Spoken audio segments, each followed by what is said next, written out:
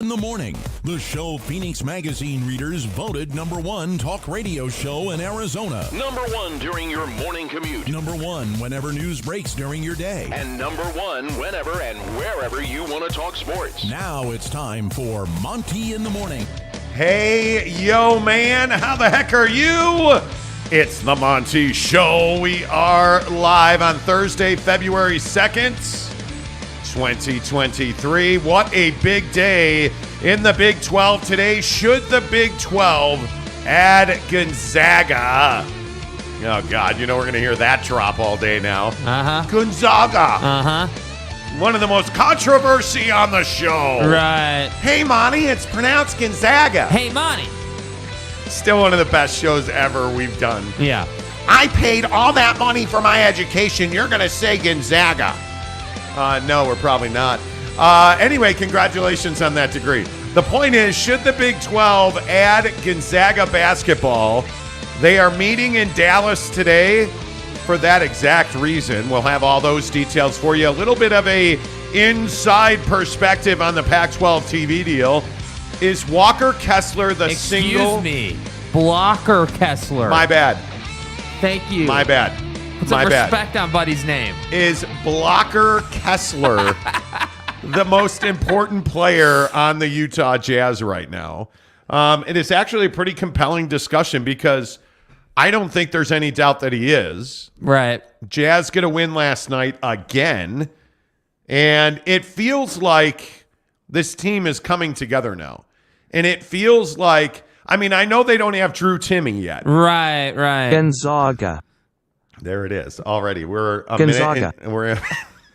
We're a minute into the show, and the Gonzaga Ziga. Blocker Kessler is no Drew Timme, but he'll do. Thank you.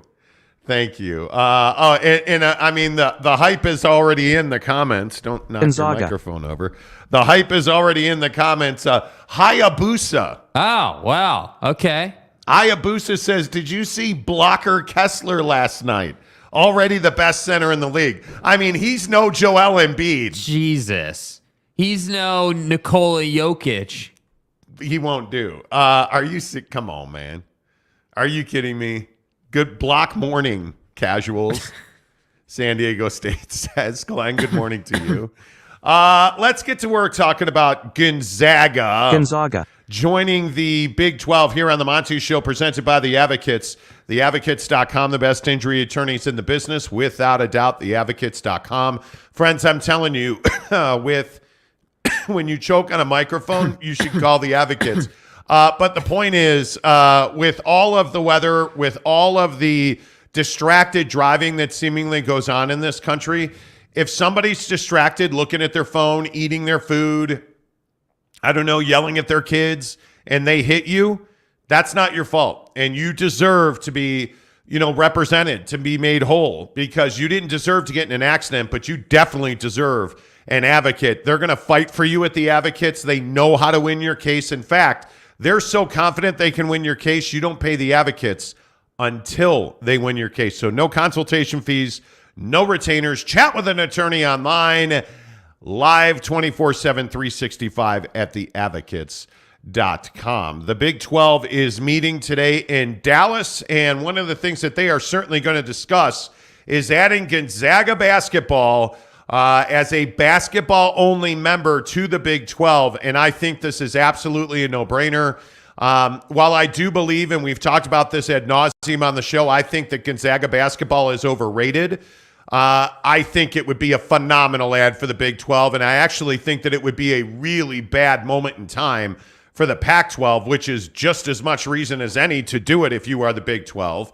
But it makes all the sense in the world to add Gonzaga to what is already the best basketball conference in the country in the Big 12. And, Jake, it seems like this is that move that could tip the balance of survivability for the Pac-12, because I actually think Gonzaga is one of the only members that you can add if you're the Pac-12 that can help you remain viable. Yeah, well, and I think this conversation about, basically geography with the Pac-12 is fascinating when you look at this Gonzaga Big 12 situation. Like, you look at the Pac-12 and you begin to understand that that, the TV deal, TV market situation that we've talked so much about really is impacted by the fact that, the Pac doesn't have Southern California. We've said that. You guys know that. But I think when we look at this Gonzaga situation, understanding that, hey, the Big Ten is now in Southern California, and then now understanding, okay, well, now the Big 12's trying to get into our market as well. They're trying to get into the middle of our territory as well. And so it just kind of sends this message that these conferences are slowly but surely, taking the Pac away. They're slowly but surely biting into that apple. And for me, I look at Gonzaga and I say, yeah, sure. May they be overrated? Maybe. I mean, who really knows, right? But the reality is they're one of the best basketball programs in the country. We know that. Like, that's just a reality of it. Whether they're number 1 or number 10, I don't really care. What matters is that they make money and they add value to your conference. And so if you're the Big 12, you got to be looking at this and saying, okay, we definitely want to expand west with our footprint. And what better way to kind of dip into that a little bit, kind of get our toe in the water a little bit, than to add a basketball only? I know it's not football revenue. I know that it's not some juggernaut. It's not, Oregon or Washington or hell, even Utah, right? Like we've talked about. But Gonzaga has a lot of value. And so to me, if I'm the Pac and I'm looking at this, I'm saying, I'm saying, okay, here we go again. We have yet another opportunity. And again, not that Gonzaga's in your conference right now, but they're a West Coast, operation. They're in your territory. So to me, it's like if they go to the Big 12, that's yet another opportunity that you lost out on to add value in parlance to the TV deal, in parlance to making money and surviving. Well, I think when you look at Gonzaga, I think it is the value in Gonzaga is the basketball program, obviously. And that value is that they are a nationally known program. Are they a juggernaut right away in the Big 12? Well, certainly they're not. And I don't think anybody expects them to be that, certainly. But what I also think very clearly is that Gonzaga makes the Big 12 a better property on the whole. Having that basketball brand in your conference makes you a better basketball conference. I think when streaming comes around, and I think whether it's the Pac-10 or whether it is the Big 12, I think you're going to see that stream is going to be a new revenue source for somebody. And I think when you already have a TV deal in place, and the other thing, obviously, is the pro rata part of this TV contract that the Big 12 just signed. Does Gonzaga move, their TV partners, ESPN and Fox, specifically Fox, does Gonzaga move Fox to pay more money to the Big 12? And I would have to say that they do. And I think, is that a P5? I don't know.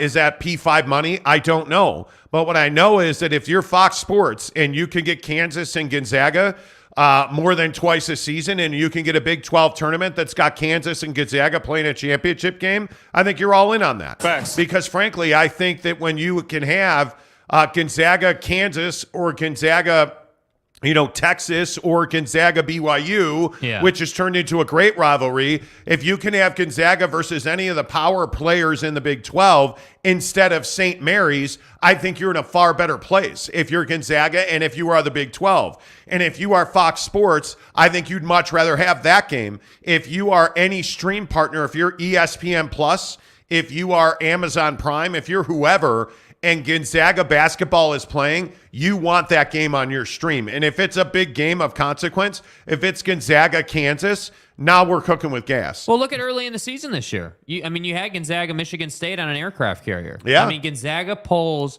national relevance. And I think that really is the ad. It's not like they're not going to guarantee you, like national championships or something right out of the gate. But I think, when you can say to Fox, hey, we're going to have these big matchups, that's going to add to the overall value of the deal you already have. And when I look at the Pac-12, I say, dude, like, can you not see that Gonzaga, in Spokane versus, whoever, Washington, Oregon, Utah, that's the problem too. I on the other side of this for the Pac, basketball-wise, the Pac is really not great. They're okay. They're not anything special. And the Big 12 is the best basketball conference in the land. We all know that. And I know that you've got Duke and UNC out there, out west, or out east, rather. Like, I get it. I understand it. But when we look at top to bottom, the Big 12 is by far the best basketball conference in the country. And so to me, I just think it's a natural fit. But I think the bigger conversation isn't so much the fit in the Big 12. It's how the Big 12 adding Gonzaga is going to impact the landscape. And I still maintain, we just had this conversation yesterday for all those, who are regulars. You know this. We talked about this yesterday, that you have this situation where the Pac is struggling to get its ducks in a row as far as institutions are concerned, as far as the different schools and their philosophies on streaming being a tier 1 option. And so when I look at that conversation and how they're struggling with that conversation, and then I look at the fact that you've got all this smoke today about how the Big 12 is going to talk about adding Gonzaga. If the Big 12 adds Gonzaga, that just paves the way, in my opinion. It encourages, it incentivizes Oregon, Washington, and whatever other school wants to ride those coattails to the Big 10. I just don't see, if you have this kind of shift for a school like Gonzaga, why would you, as Washington or Oregon, stay in a conference that can't even figure out what their philosophy is on getting a TV deal? Well, and I think one of the more interesting points that was made to me about the Pac-12, I was talking to a TV guy I know, and he made a really good point. For ESPN and ABC, it's not how many people are in a market. If you are the Pac-12 and you have this current situation where you're trying to negotiate a new TV deal, right, and you are trying to get more money from Fox, from ESPN, from ABC, ask yourself, what value does Pac-12 athletics right now today bring to ESPN, ABC, and Fox affiliates? If you are an ABC local TV station and you're in Fresno, Modesto, if you're in Los Angeles, San Diego, San Bernardino, if you are anywhere in California from essentially the Bay Area south of the Bay Area, all the way down to Tijuana, what value does the Pac-12 bring to you? And I'm telling you, there's none.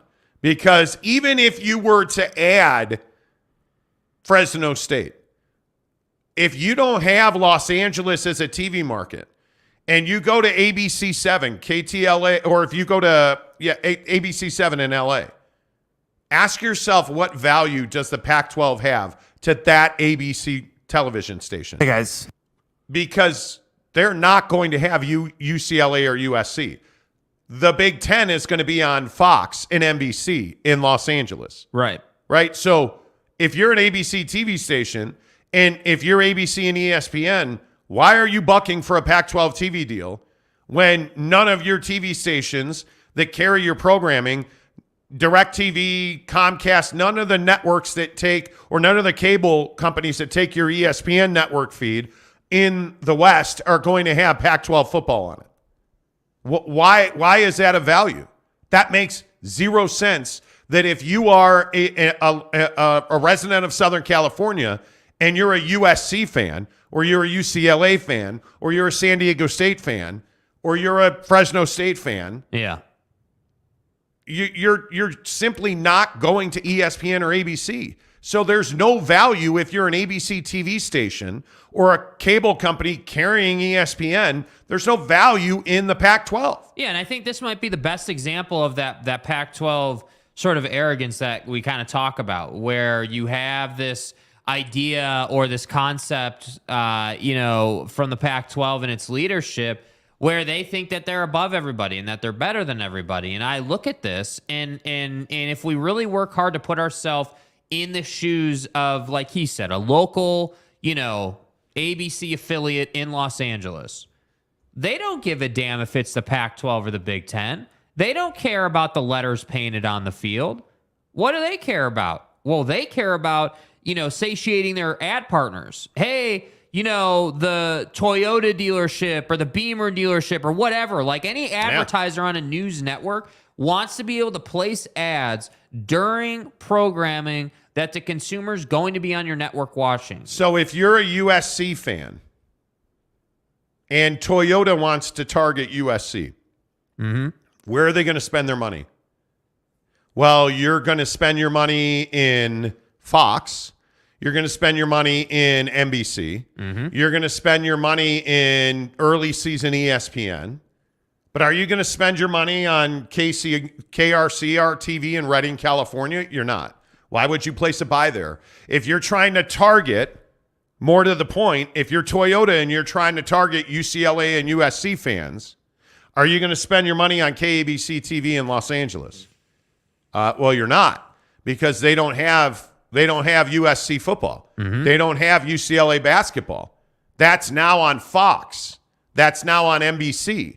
So my point is, in the conversation piece here is, well, great, but this is a bigger deal than how many people are watching TV.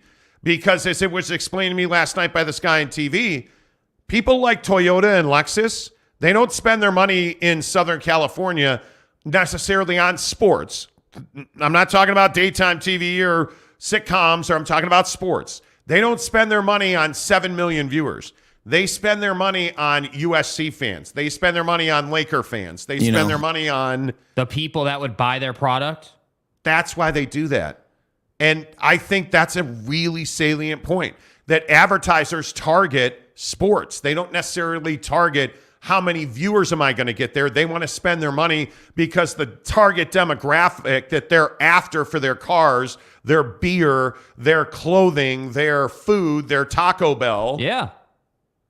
They're watching USC football. Well, and it makes sense. I mean, again, I think that perspective is the key word in this conversation. Whether you're Kliavkock or you're Toyota or Lexus or you're USC football, the Big Ten, like you gotta really work hard to put yourself in these different parties' shoes. And so when I look at an advertiser, it makes perfect sense to me. I mean, this is the business that we're in, right? Like entertainment advertising space. I mean, that's the business we operate in on a daily basis. And I can tell you, just in personal experience having these conversations, it's absolutely true. People, like business owners, advertisers, companies, they want to be getting in front of the people who want to buy their product. And Yes. I know that that's not like groundbreaking, right? That's not like, revolutionizing the game or something. But as simple as it is, it's something that people aren't talking about with these TV deals. Yeah, everyone's right? obsessed with ratings. And it's like, well, ratings are great, but these advertisers want to get to the people they know will buy. And this goes back to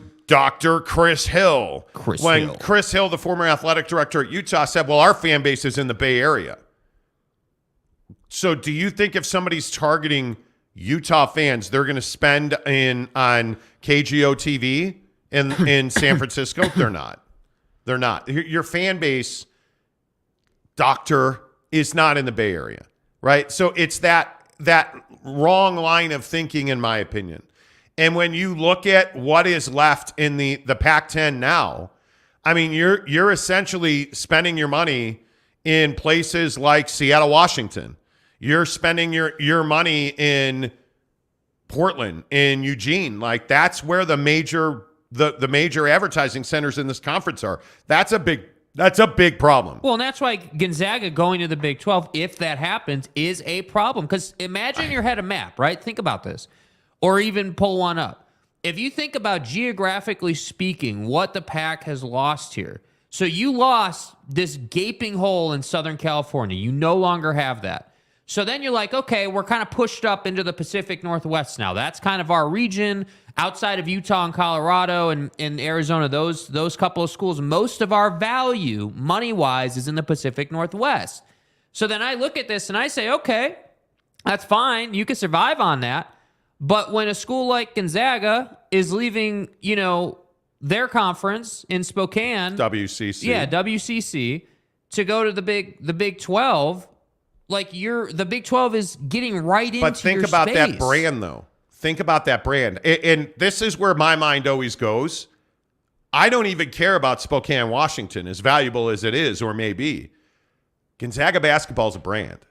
And again, if I said to you today, hey, Gonzaga and Kansas are playing for a conference championship. I'm watching that game. You're watching that game. I'm watching that game. You're absolutely watching that game. And by the way, I think that the interesting part about Gonzaga basketball is who's going to make the decision on where they go. Gonzaga. It's Mark Few. Yeah. He's going to make the decision.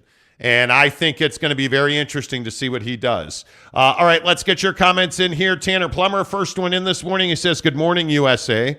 And as I said in the comments, I hope the train treats you well. Kenai Johnson, you stud. How are you? James Jensen, good morning. James says, driving and letting time fly while listening to the Monty Show. James, what's your commute like, bro? Where do you drive from? Yeah, what's your setup? What are you driving and where are you driving to? Yeah. Hayabusa again says that Walker Kessler is the best center in the NBA. Yeah, I don't know about that. A little early there, bud. A little early. You know. Eric and Rowley says, what benefit is there to Gonzaga joining the Big 12? I think being part of the best conference in the country. I think the issue is I think Gonzaga wants to make more money, and they will be able to do that because, you know, it was also one of the more interesting conversations I had yesterday was about joining the Big 12 and these TV deals is not necessarily the only revenue stream. So for somebody like Gonzaga, joining the Big 12 gives them more branding power. It allows them to go back to their shoe partners. It allows them to go back to their corporate sponsors. Yeah. It allows them to say, okay, well, now we're getting exposed on a much higher level because where is Gonzaga making most of its money? Well, it's in its uneven revenue share in the WCC because they draw more units for the NCAA tournament than anybody else in that league. Yeah. So they make more money than anybody else in that league. And if you're doing that in the Big 12, and I do think if Gonzaga basketball joins the Big 12, I think there is going to be the hill is going to get much steeper for them to be even in the NCAA tournament is going to be much more challenging. I'm not saying they're a bad basketball program, but you are the automatic. You're in the tournament every year in the WCC. Yeah. I mean, you're the auto bid every single year. But the problem is that's not prestigious. And as good as St. Mary's is this year, that's a top 25 program at St. Mary's. Yeah. I mean, as good as they are, that's not a strong league. And if the benefit for Gonzaga is they're going to make more money, they're going to have more ability. I think their recruiting goes up significantly. Right. Because if Jimmy and Steve know that they're going to play in that league, and I mean, hell, look at Houston right now. I was looking at the AP poll before the show started. Houston, who's coming into the league, is number 3 in the country right now at 20-2. Yeah. So if you include Houston right now, you've got Houston at 3. Right? You've got K-State at 7, Kansas at 8, Texas at 10, Baylor at 11. Gonzaga would be in the league. They're 12th right now. Iowa State is 13th. TCU is 15th. I mean, look at how many power clubs we're talking about. Yes. In the Big 12. It is by far the best league. Yep. And then you consider, anybody notice who's 22nd in the AP poll for basketball right now? It's the San Diego State Aztecs. Think about that. When we talk about, hey, what should the Pac-10 do right now? Your ass had better be on the phone and having meetings at Los Coyotes Cafe in Old Town San Diego getting the Aztecs in. Yeah, dude. Because I'm telling you, that's the only way that the Pac-10 survives. Yeah. That's the only way.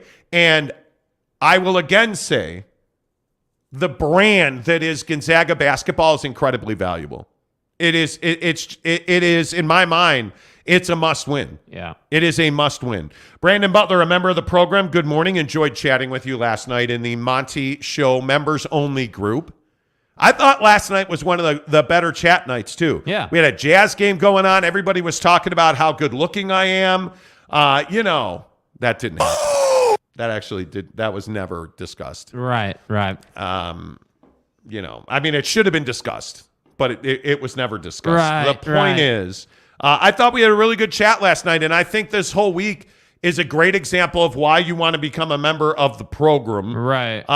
Because you are getting access to that members-only Instagram group that's a community. And I think it's been amazing to see Teddy Wayman, putting his rubber ducky in his cold plunge. Geez, by the way, the water was cold this morning. Yeah. But I thought it was interesting that Teddy Wayman, everybody is just amazed at how long he's in his cold soak for. And his name is John Cena. Right? Like we're making John Cena jokes, and it's a lot of fun, and It's been a great community. That is really loud. It's been a great community. So make sure you join the membership. It's only $10 a month, and I get it. It's another $10 a month, but the value proposition is huge. Last night, and I'll give you some information on the Jazz coming up here in about 40 minutes. We'll talk Jazz basketball, but you already know that there is a new hottest player on the trade market for the Jazz, and which team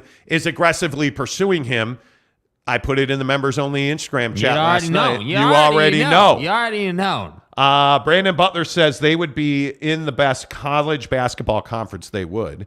Absolutely they would. Let's see. Eric and Raleigh says Gonzaga is middle of the pack in the Big 12. It would hurt them to play a Big 12 conference schedule for a year.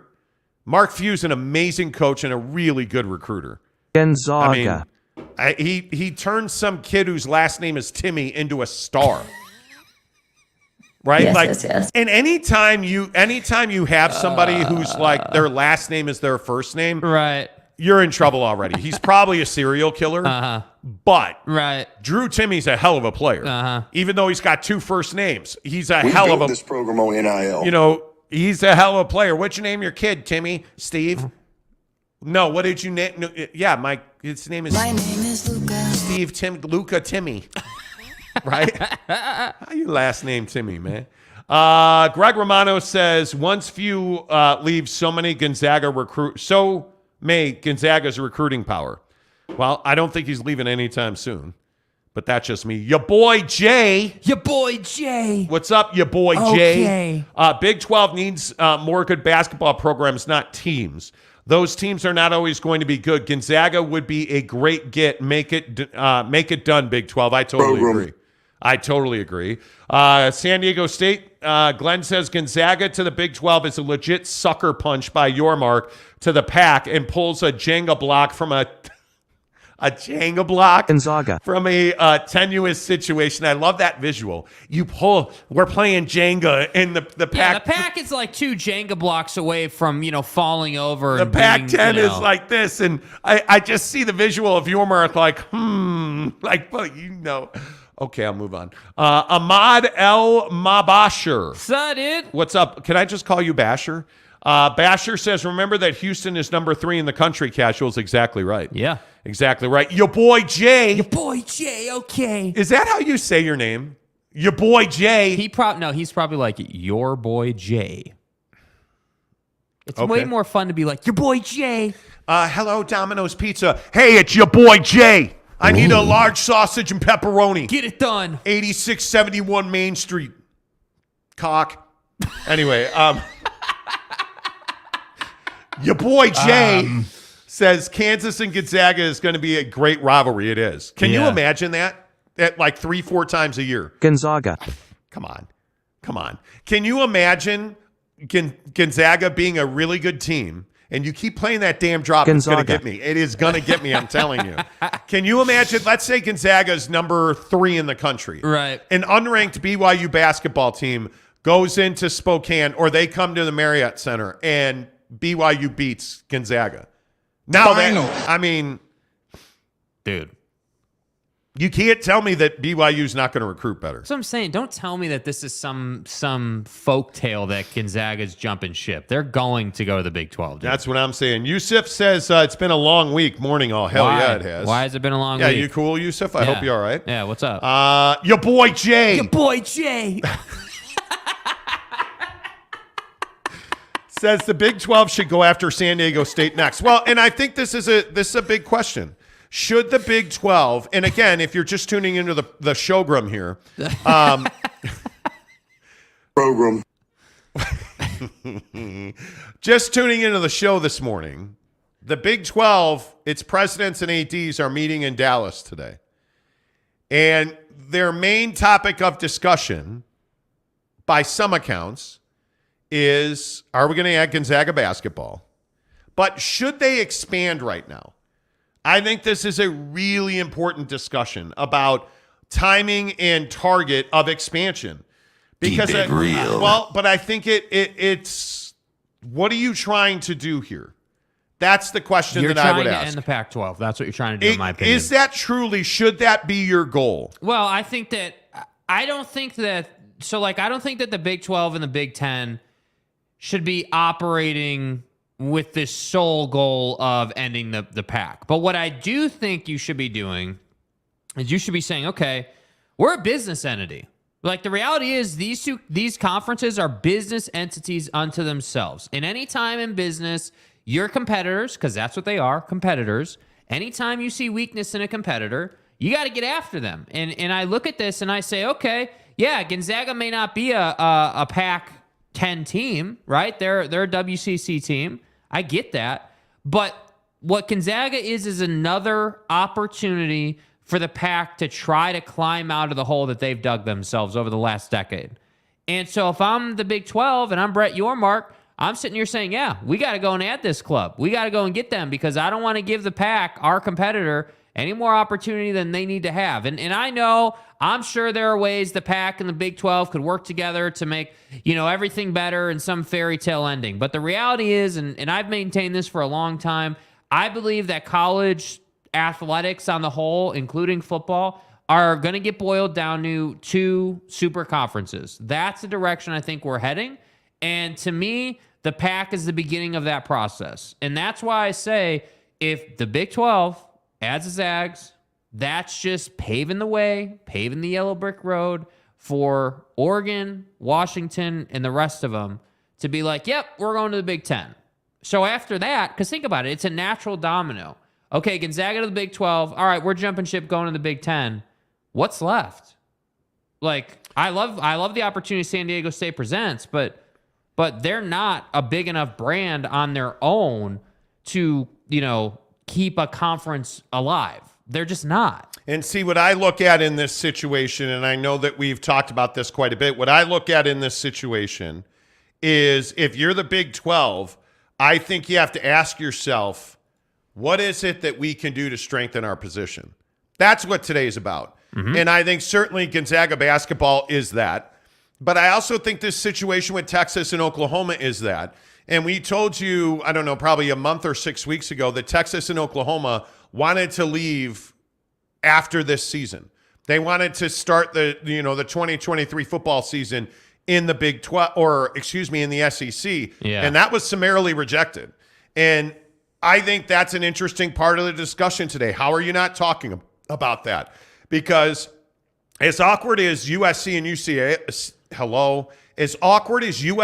UCLA are in the Pac-10 now, tell me that Oklahoma and Texas aren't awkward for the Big 12. If you're having discussions of significance that impacts the future of this conference, adding Gonzaga, how are you allowing Texas and Oklahoma to be on the call or to be in the meeting or to be at the table? You can't do that. No. So I think it makes sense to move on from them. But from a financial perspective, I don't know how allowing Texas and Oklahoma to leave the league a year early makes sense. I mean, there have been a lot of ideas floated. Is it a lump sum payment that Texas and Oklahoma would make to the conference? Come on, maybe, let's go, Schlep Rock. Maybe, I don't know.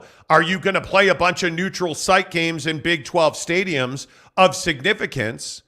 I don't know. I don't know how you make up for the revenue that would be lost to Fox, ESPN, ABC, and to the rest of the Big 12. I don't know how you make up for that. I don't think it makes any sense to allow Texas and Oklahoma to leave early, but they were certainly trying. Yeah. And I think, I don't think it's an option. I just think it's too much of a headache. I do think it makes perfect sense if you're the Big 12 to add Gonzaga today to make that invitation. But what is your goal here? And I think this is a really important question. Is your goal to cripple the Pac-12? I don't think it is. I truly don't think it is. Uh-huh. Is that a byproduct, crippling the Pac-10, Pac-12? Are we just going to refer to it as the Pac-10 now? Yeah, that's what it is. I'm tripping all over it. Yeah, I mean, look, I think that, it's an interesting comparison. A part of me, and this is, probably not reality, but a part of me feels like maybe the best thing to do if you're the Big 12 is just to say, yeah, like, sayonara, because we've added these new teams, right? With BYU and UCF and the other two, and you're looking at this new opportunity. And yeah, I mean, you definitely wouldn't have Texas and Oklahoma on any of your calls or anything. The reality is they're just biding time at this point. But, if your biggest problem is making up that revenue, I kind of feel like there's ways to get that accomplished. Like, just from a business standpoint, you can't tell me that this conference in these schools can't find a way. Like, if you're Texas and Oklahoma, you knew before it even came to light, before it was even, the words were even spoken, that you would have to pay a fee to leave, that you would have to cover those costs. So for me, I struggle with the idea that there wouldn't be a plan in place. That said, I don't think that means it's easy to cover that cost. That's still a lot of money, But that plan would be Texas and Oklahoma's plan, not necessarily the Big 12's plan. Yeah. And I don't think you do anything that Texas and Oklahoma want. And that's just my opinion. No. But I also think this idea of, hey, are we trying to cripple the Pac-10 or are we trying to do what's best for us? Do what's best for you because that's probably going to cripple the Pac-10. Yeah. I think that's very different. With a similar outcome. Yeah. I think you have to be very careful when you go out of your way to damage your competition. I think you're asking for trouble. Yeah, like I said, I mean, I think I agree with that. And I think that, you don't want to operate with malice in your heart. You don't want to be like, oh, we're just out to, kill this conference. But at the same time, when opportunity presents itself and, as much as Gonzaga is not necessarily a free agent, they're pretty much from a business standpoint a free agent. They could go to the Pac. They could go to the Big 12. They could go. I mean, they're like, in reality, they could really go anywhere. But the Big 12, I'm telling you, the Big 12, Brett has talked about it multiple times that he wants to push west and he wants to expand their footprint as the nomenclature goes, and he wants to get that way. And so to me, it's like, I understand Gonzaga's basketball only, but I feel like that's a perfect entry point into that. I also think that Pac-12 membership, while they are not united on a TV deal, you can't tell me that Oregon and Washington are going to leave for the Big 12. That does not feel like a fit to me at all. And listen, if this conference comes apart, I could see the Arizona schools going to the Big 12. That makes a hell of a lot of sense. With Arizona, again, being a basketball-only school, do they play football?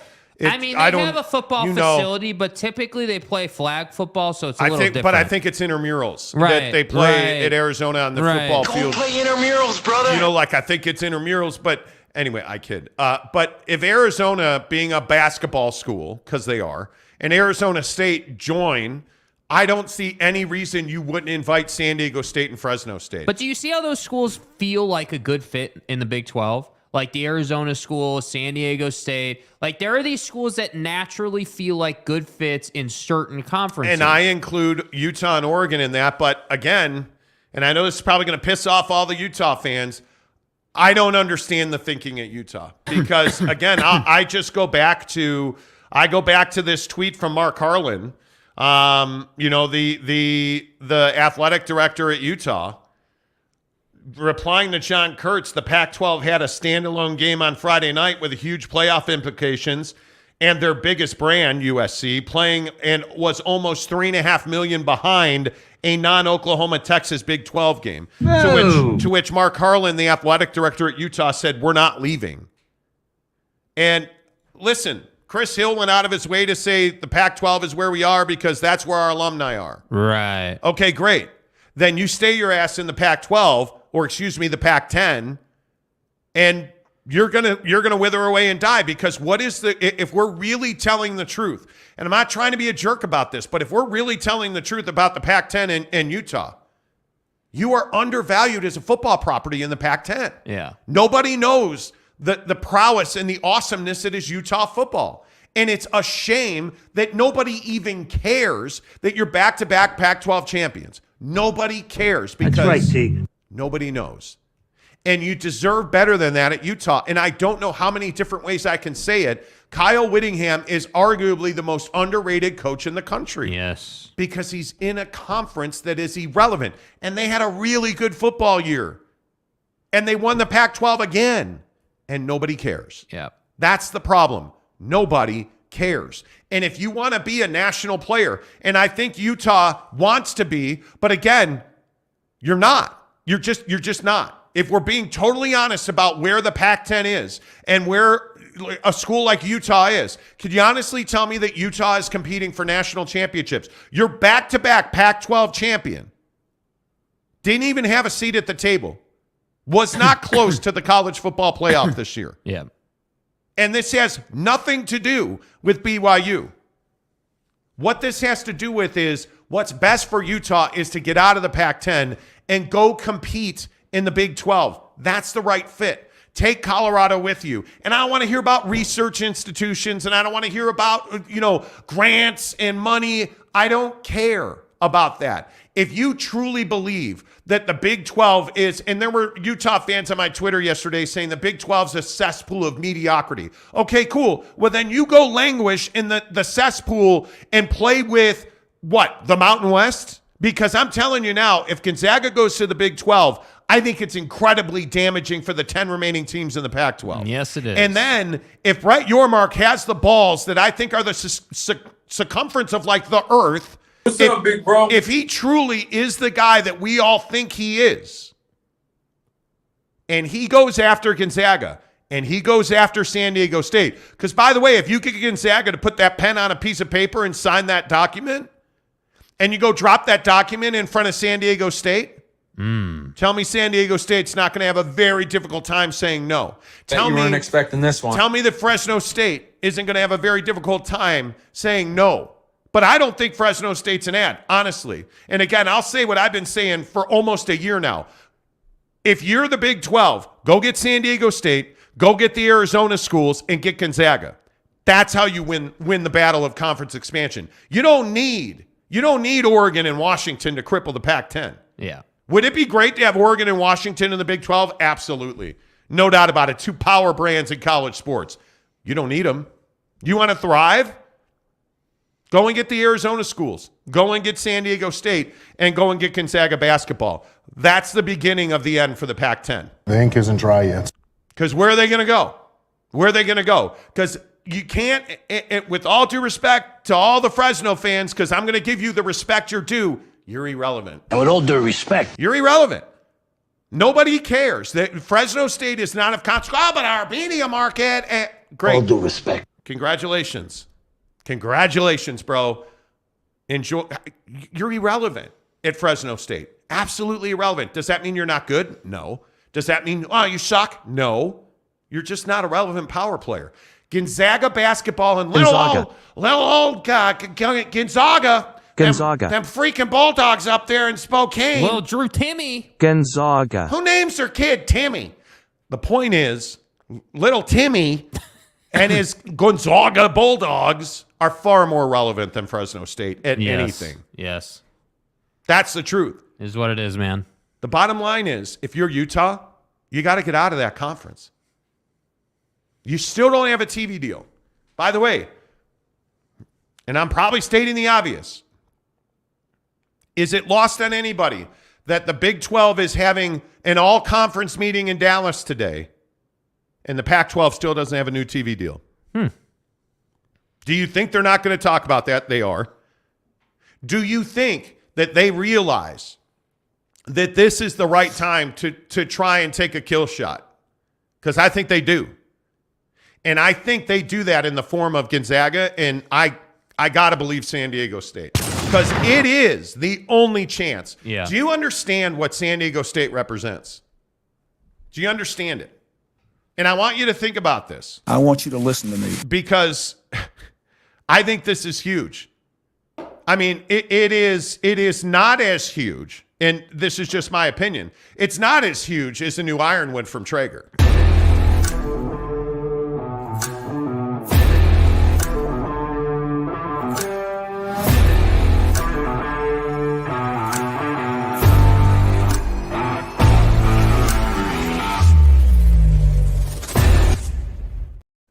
Come on, man. Ironwood XL at the Barbecue Pit Stop, boys. Tell me you heard about it on the Monty Show. Barbecue Pit Stop, any of their 5 Utah locations. Logan, Layton, Lehigh, the Jeezy. What's up, St. George? And our good friends in Murray right there across the street from the mall on State Street. Telling you they've got the best equipment. You're home for Traeger equipment. Barbecue Pit Stop. When you hear the words Barbecue Pit Stop, best equipment, BBQPitstop.com, bbqpitstop.com. Barbecue Pit Stop presents all of our college and NFL football talk here on the Monty Show. But the one thing that I think you need to consider is, what does San Diego State represent? think about this. What does San Diego State represent? The only available property in Southern California. That's it. Who else is there? Are you going to get San Diego? You're not. Like, for instance. You're not going to get San Diego. So find me the school that is a P5 caliber program in Southern California. Yep. There's one, and it is San Diego State. Program. And I think they are incredibly valuable. Let's not forget Snapdragon Stadium, bruh. Well, I mean, as much as the name is kind of corny, why do you think they built the stadium? Yeah. I mean, renovated it. No, they built it. It makes them a power player. They've got new facilities. They've got an energized fan base. They've got a top 25 basketball program. They've got one of the emerging football programs. They play baseball there. Like, they have athletics. They're the only available D1 in Southern California. That's it. They're the only one. That's what they represent. And when we talk about kill shots and crippling and you want to kill the Pac-10, you go and take San Diego State. Yep. Because if you get Gonzaga and you go to San Diego State, it's going to be awfully difficult for them to say no. That's what I'm saying. Hola, Billy. What's up, my Minnesota Wild homer? He says we can live without him. Okay. Greg Romano says Utah football is not irrelevant. The Utah versus USC or Oregon television ratings prove it. I'm not saying that Utah is irrelevant. Utah is not a national power, and they should be. They should be. But they don't get... Again, this is the MLS writer in Minnesota that somehow has an AP football vote. I want Utah fan to take a step back and open your mind for a moment. Just for a moment, right? Like, we're not... Dude, I love Utah football. Like, can we just get that out of the way? Like, there's a reason Brant Keithy's coming to the birthday bash. There's a reason that these guys, that we're trying to get these guys out in the community. There's a reason that we're excited about the fact that Brant and Cam and all these guys are coming back for one more run. We love Utah football, but there is no getting away from the reality of it, that they are not a national power right now. Yes, have they gone to back-to-back Rose Bowls? Yes. Are they back-to-back Pac-12 champions? Yes. Yes, they are. But they do not have the relevancy of any of the top SEC teams, for example. I would even argue that you don't have the relevancy that Oregon does nationally, and you're better than Oregon. Yeah. That's what's the point. That's the kick in the bag. Yeah, is you're beating USC and they're more relevant than you. You're beating Oregon. Again, the last AP poll, wasn't it last year or something? Utah beats USC, and USC is still ranked ahead of them. Because, it's USC football. Yeah, let's put them on. Utah, no, you got to move them down. Wait, hold on. Before I cast my ballot, the MLS highlights are on ESPN. Let me watch. Because the Minnesota writer covers MLS, and he has an AP football vote. Yeah. Do you think he's voting for USC? He doesn't watch football. USC or Utah? He clearly voted for USC. Hello? How do you say you're not? Oh, my God. No, I'm not doing this today. I am not doing this today. I'm keeping my clothes on. It's not going to happen. Go Tigers. Well, I'm sorry. Go Black 45. Go Tigers. Utah is too loyal to the Pac-10 because they gave them an invite to step up to the big time. That is the problem. Could be. Hola, Billy. Good morning, sir. He's a member of the program. Appreciate that. Yeah.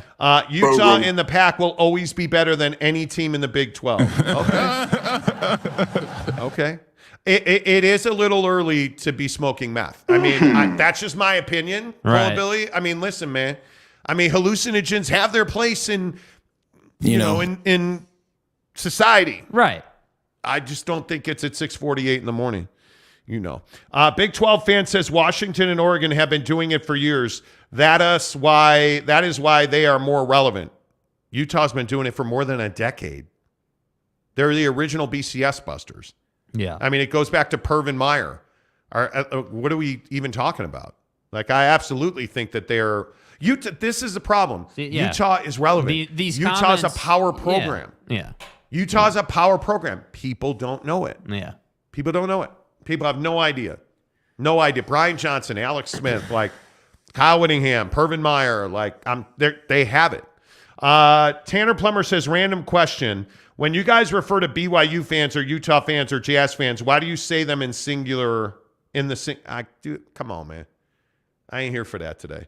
Guys, can I ask you a question? Like, what participle are you talking about here? Are you isosceles or are you past participle nomenclature? Bro, what are you talking about, man? You know. I don't know. I don't know. Football at 50 in 60 seconds, but Gonzaga is very relevant in basketball. They Gonzaga. Are. Absolutely, they are. Brett Robbins says Pop Lizard Stadium. Snapdragon Pop to me. Pop Lizard Stadium. But Snapdragon Stadium is not awkward to me. I mean, they're a huge, I think Snapdragon's a tech company. I think don't they make components? That's a component company. Components. That's a big name. I think that's a great name for a stadium. Yeah. San Diego State says, as is Qualcomm. Yeah, you're an Aztec fan. Yeah, Glenn, Qualcomm. what is Snapdragon? That's what I want to know. Big 12 fan says, Big 12 doesn't want the arrogance of Utah. Yeah, they do. Anybody that says that the Big 12 doesn't want Utah is being more arrogant than the Pac-10. Yeah. They are. Absolutely they are. But that's just me. Louis Capazzo, what's up in the GZ? He says, hey, Hullabilly, loyalty gets you nowhere when it comes to business. Zero. Yeah. Zero. Ron Loney. Hello, Ron Loney. Got to add a top 10 program in B-ball. Gonzaga. You know what I mean. Anybody remember Jack Murphy Stadium? No, never heard of it. That's Qualcomm. The Murph was. Look here, man. Okay. Let's see. Rick Forrester says Utah will never get into the Big 12. Why do you say that? What do you mean? Why would Utah not get into the Big 12? Oh, because they don't listen to football at 50, 10 of the hour every hour. Is that what you mean? I actually think Utah does listen. Football at 50, 10 of the hour every hour. We bring the biggest stories in football thanks to our friends at Papa Murphy's Pizza. Meatball marinara, baby. Have you had it? Drop it in the comments. Have you had the meatball marinara at Papa Murphy's? Come on now. I am telling you, you should do it. I'm giving you a discount code, Monty25, to get 25% off your purchase of $25 or more at Papa Murphy's Pizza. Love it. The meatball marinara is the greatest thing you're ever going to see. Ever. As in forever. Speaking of football and the Big 12, how about this story out of BYU yesterday? Oh, my gosh. Sol J. Mayava Peters. Sol J's the best quarterback we've ever seen. Yeah, how about that back in the bowl game? People were like, oh, you guys don't know him. You're totally underrating him. He's going to be a Heisman Trophy winner. Yeah. I don't know that anybody went there, but... Sol J was never going to be the best quarterback we've ever seen. Why? He can't throw the ball. Yeah, What do you mean? I don't understand what they did in the bowl game. I don't get it. Sol J is a running back, folks. He flips from quarterback to running back. It's a stroke of genius. How very Whittingham of you. It's a brilliant move because you need running back depth, even though I thought you flipped two great running backs. Listen, Sol J is no Tyler Algier, but he'll do.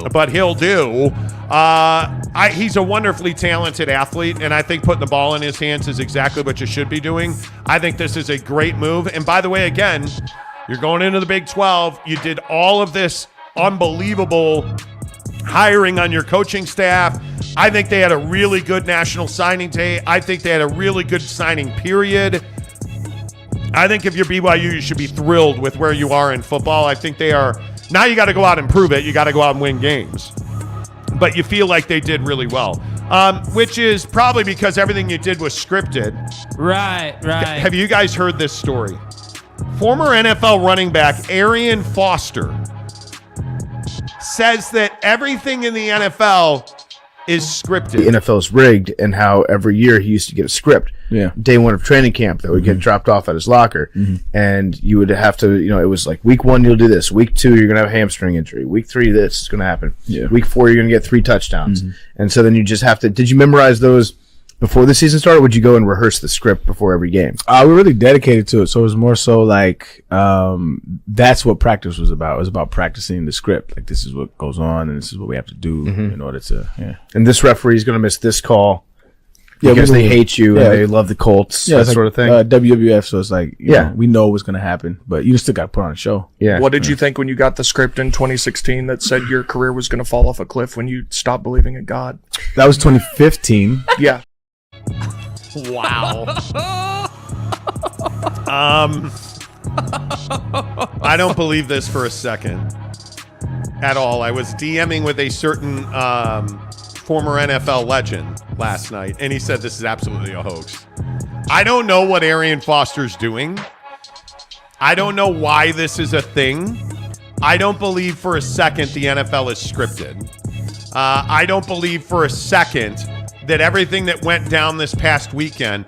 So you're telling me they're like, okay, on 3rd and 16, Patty Mahomes, listen, Jimmy Bob, you're not going to break his ankle.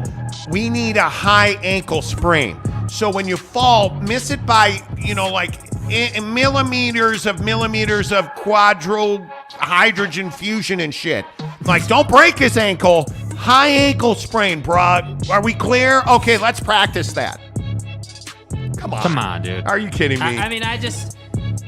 Arian Foster, man, he was the Kyrie Irving of the NFL from a drama perspective back in his day, and he was fun as hell to watch in his Texans days. But this is a ploy at relevancy, and I think that I will say. But wait, Arian Foster's a crisis actor, right? Right. Is that what this is? He's a crisis. He's a crisis. Actor. Your kids are all crisis actors. I will say, is that though, what this is? I want to thank Arian Foster because without this clip that we just played, we wouldn't have all the awesome memes about scripted moments in the NFL. I love the end of it where they're like, "Oh, was that 2016 when they scripted that your career would end because you stopped believing in God?"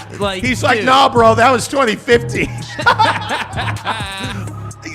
Okay, I could be here for the officials and the fix and the officials. Don't call penalties on Tommy. WWE, bro. I mean, he's saying that the entire league is scripted the way WWE is, and I just don't believe it. I don't buy it, dude. Did you script hitting Patrick Mahomes out of bounds? And then did your teammate, was it scripted that okay, now make sure you yell about him touching the quarterback before you get into the locker room. Did Alex Smith script spiral breaking his leg? I know this is going to hurt, but we have a wild idea for you. Okay? Wild. Now, I know it's off the reservation, but our creative team. In the back room, the creative team have come up with an idea. So, Dan executed the sexual harassment, really, I mean, he had his cheerleaders turning tricks. We wrote that into his script, and he executed it wonderfully. But now we've got to write a punishment for Danny. Yeah. So we're going to have a spiral fracture where we almost have to chop your leg off. Now, listen, we'll give you hella drugs, bro. So we'll numb the pain, but this shit's going to hurt. You won't have Vicodin life. Is that what we're doing? Really? Now, listen, Dak. We need you to hit CeeDee Lamb right in the hands. And CD, we need you to sell it. Don't catch it. Don't catch it. Give it to the other team without making it like you made a charity donation. Dude, now, Tommy, listen. Tommy, you've been great for the league. But we scripted that whole tuck rule thing so you could be like the white legend. I mean, we're going to have to get some revenge on your ass in Tampa. Yeah, and then once the tuck roll moment was done, we scripted in the divorce, too, so that way people would say you were distracted. Look, we wrote this script to kill Al Davis. Yeah. Come on, dude. What are we doing? Get the hell out of here with this. Now, on this Henry Ruggs thing. Dude. Let me just tell you about this. Okay. Now, Mark Davis, listen. I know that haircut's crazy, but our script on Henry Ruggs is going to blow your rug off. Bro. See what I did there? Ruggs and Ruggs. There's a GIF going around Instagram about Henry Ruggs that is a clip out of Fast and Furious saying, I run these streets, and it says Henry Ruggs be like after reading this NFL script. Come on, dude. Come on. Hugh Sam. Deshaun Watson's script was crazy writers were working overtime on it. Now listen, Deshaun, you're probably not going to like this. Hear me out, Deshaun. So We were at Walmart and they had a sale on washcloths, and it just got me thinking. It got me thinking. You're pretty small down there. We got you. So if we turn it into a triangle. But listen, what you lack in size, we'll make up in airplane budgets to bring all these people into your hotel room. I threw out my sciatic in Atlanta, and I met this masseuse. She does amazing back work. We'll fly her in. We'll get you and your little Willie hanging out in a hotel suite. And then let me tell you about this washcloth. It is pure Egyptian cotton. And you're just, it's so soft and supple. Get out of here with this. Yeah. Scripted in the NFL. Yeah, we got a Sphinx for you. Tom, yeah, exactly. Tom says, by the way, the NFL is rigged, so is the NBA. Tim Donaghy proved it. Okay. Tim Donaghy's been on our show 1,000 times. Hold on, 3 up from where you are. What is Lewis saying? Capazzo says, Jake, do you tuck and roll? What? Where does anything come from, dude? What? Okay, kayfabe thinks WWE is scripted. I think probably, is it? No, professional wrestling's not. No, it's fake. real. Come on. Are you kidding me? Tyler P says, man, I wonder what the Browns and Jets did to get in the writer's doghouse. Now look at Zachy Poo. Thanks for coming in. So, we're going to need you to bang one of your mom's friends. I mean, we need to kick it up a notch because your coach rolled in here and he went off book with this whole all gas, no brakes thing. Yeah. Like, that wasn't in his script. He didn't ask permission. So if we're going to go all gas, no brakes, you got to get your mom's friends meeting and we got to go to Pound Town. Yeah. Does she have any hot friends? Like, yeah. Is that the Jet script? She does, actually. You know, she does. Anyway, Teddy Wayman's like, morning, y'all. Right on time, Teddy. Excellent work, Teddy. Right on time. Anyway, Football 50, 10 of the hour, every hour. What happened to this show? Is presented by the Papa Murphy's greatest ever pizza. It's the Heart Baker. This Valentine's Day, get a Heart Baker pizza from Papa Murphy's. You complete us. And we mean that literally. With Take and Bake, we prepare it, you make it yours. So make us yours today. Papa Murphy's. Change the way you pizza. Now, Tommy, go with me on this, okay? Look, we need some controversy, so we're going to deflate your balls. The NFL is scripted. Papa Murphy's Pizza ain't scripted, even though you know the script already. Download the Papa Murphy's app. Use the promo code Monty25 to get 25% off your purchase of $25 or more. At Papa Murphy's Pizza, get the Heart Baker, get the absolute best meatballs you're ever going to have, the meatball marinara, the cheese inside the meatball. Bomb. Italian beef meatballs. Dude. People. Use the promo code Monty25 to get 25% off your purchase of $25 or more at Papa Murphy's Pizza. Jeff Johnson says, hey, can I get on board with the government being scripted by I draw the line at football?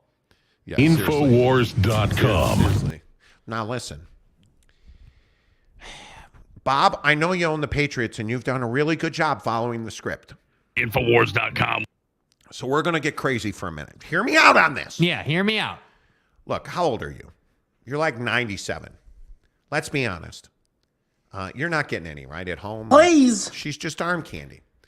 Well, you know what? I know this lady who works over here at this massage parlor.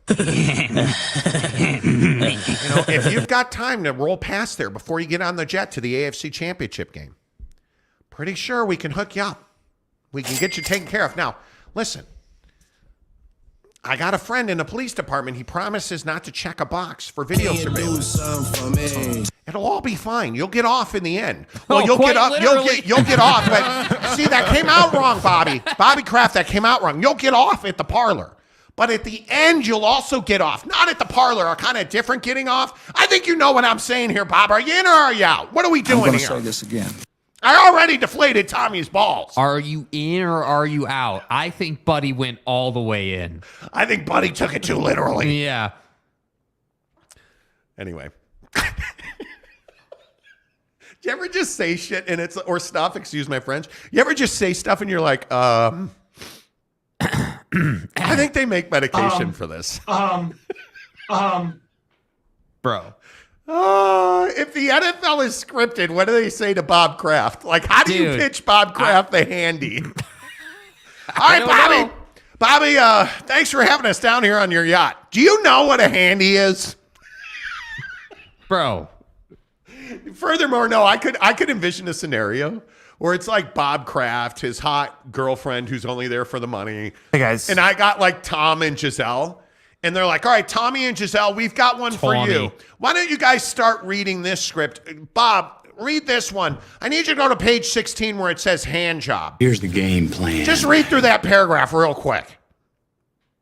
And then they're like pitching Tommy and Giselle the divorce. And they're pitching Bob Kraft the handy at the parlor.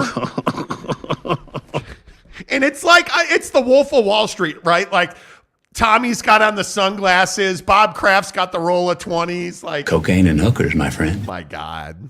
Dude. Now, Bob, I'm telling you. Hey, it'll look work. Here, Bobby. It's going to work. Now, okay. Before we go to Buffalo and talk to DeMar about this, let's kind of... Bro. Okay, DeMar, buddy. No, DeMar, listen. Dude. You seem like a really nice guy, DeMar. Arrowhead Stadium. People in Pittsburgh love you. We've written a scenario that ends up with you dead.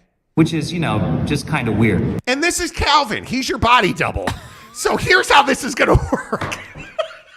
Know your role and shut your mouth. Dude. DeMar, relax. What do you mean you don't want to die? Yeah, that's stupid. Hey, DeMar. Is it crazy? You're going to be dead, but not dead. We're going to have a body double. What are your thoughts on this like storyline? And his name is John C. Oh my God. Like, what do you do? What do you like? I could just see like the creative department and Roger Goodell. And they're like, okay, so Raj, what we're going to do is we're going to kill DeMar Hamlin on Monday Night Football. And I know it sounds crazy, but do you think we can get anybody on the Cincinnati sideline to shed a tear? Your thoughts? DeMar Hamlin dies on the field. But then we're going to let the players know they only have 5 minutes to get ready. Yeah, they've got to hurry because we've got to, again, Roger, I know you hate being the heel, but you're such a dick that people buy it. Like they're into you being a heel.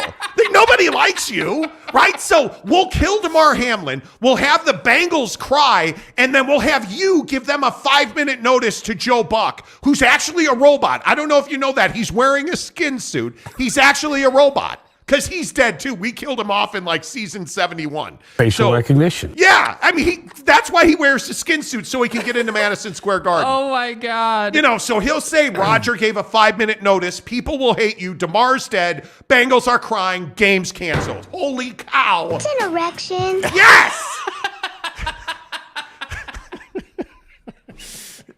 Dude. I really should have taken that lithium when they told me to. Okay. The Monty Show is presented by our good friends at the Advocates. The NFL is scripted. Now, Jerry, let's talk about skeeters. Like, How many skeeters can you circumcise today? Because I need to get that skeeters line in the script for Hard Knocks. Like, what's the script on the Dallas Cowboys? How do you even come up with how incompetent they are? I think that's HIPAA. Right? Like, how does that even happen? Oh, my God. The Advocates. TheAdvocates.com, the best injury attorneys in the business. TheAdvocates.com. Listen, you know that driving in Utah, you take your life into your hands, right? And I would just tell you, if somebody hits you because they were on your phone, you didn't deserve that. You were doing your job. You were being a responsible driver. Yesterday on the way home, we almost got caught between a semi-truck and a drifting pickup truck. It became personal with me. Sure enough, we hit the gas on Klaus, the Audi SQ5, blew past him, and what's he doing? Oh, hey, bro. What do you mean? The guy that was driving and drifting into our lane, what do you mean the NFL is fixed? Like, I'm guessing that's... You're telling me the John Gruden emails were made up? Wait, John Gruden? Anyway, the point is, do you know the things that would have to be scripted for that to be true? You're welcome. My God.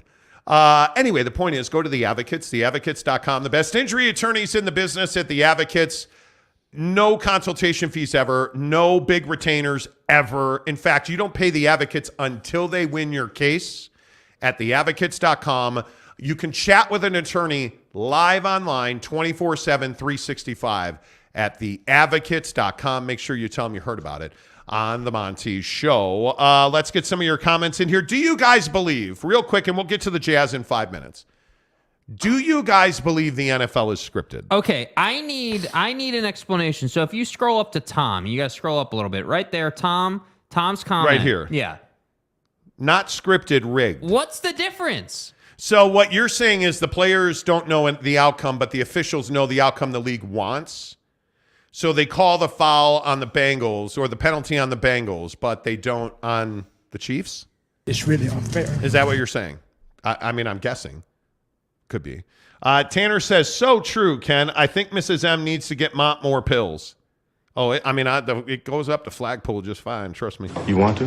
Yeah, I do. Yes. Yes, I do. Brett Robbins says someone had a record-breaking cold plunge this morning. Yeah, you can tell, huh? I have a little bit of energy today. I feel pretty good. Dude, the water was cold today. And the pipe bends to the left. Excuse me. Tyler P says, I want the QBs of every team to enter the stadium like Stone Cold Steve Austin. Seriously. Stone Cold. I love the way Vince McMahon back in the day when it was Stone Cold was like the star. Yeah. And Vince McMahon would be talking about Steve Austin and he would be like, Stone Cold Steve Austin.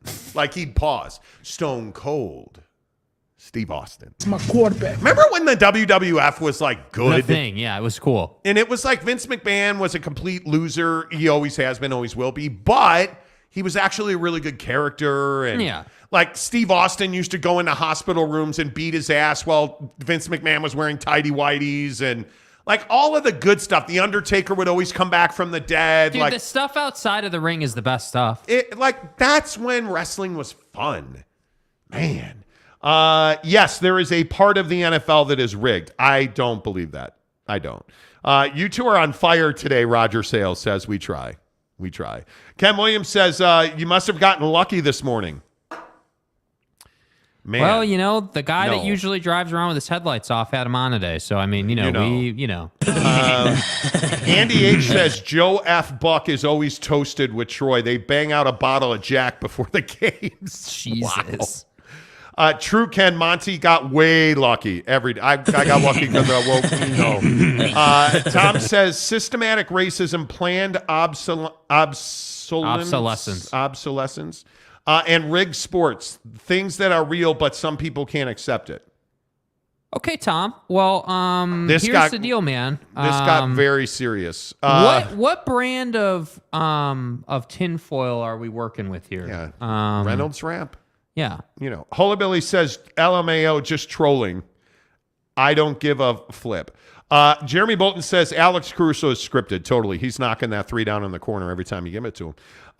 Andy H says, RG3, we don't like your hair. You're out. Sorry, pal. Well, listen, RG3, those braids.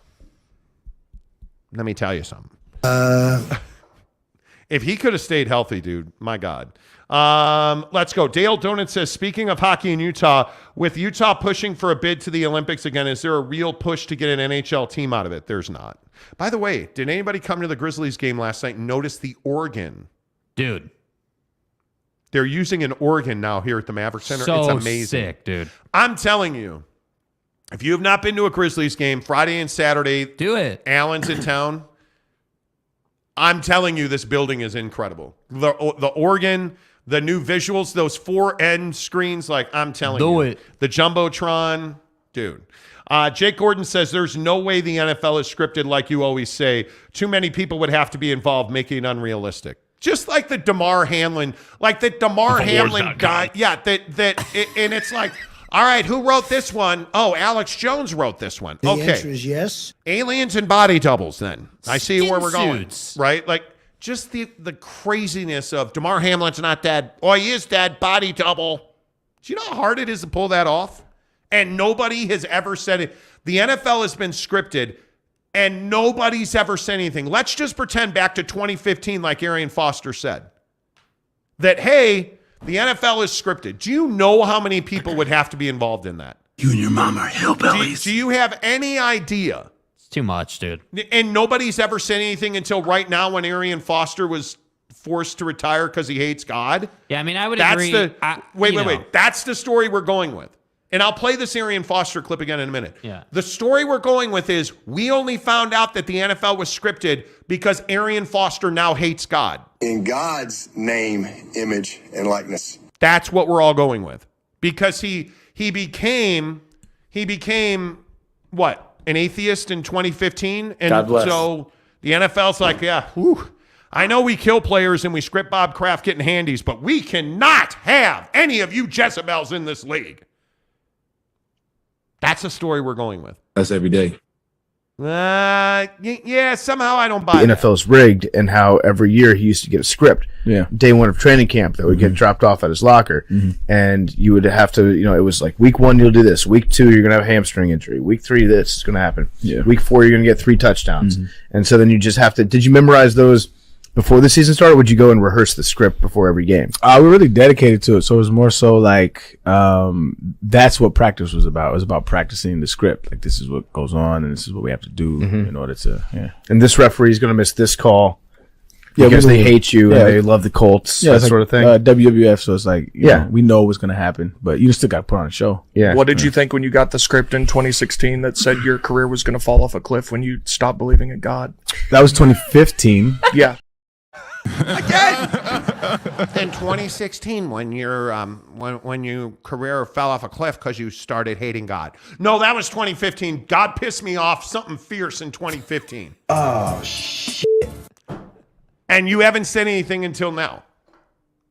Your career ended. What did you have to? But this is such. So wait, are there any people? Let me ask you this. Come on. Are there any people in the comments section that have positions on NFL games?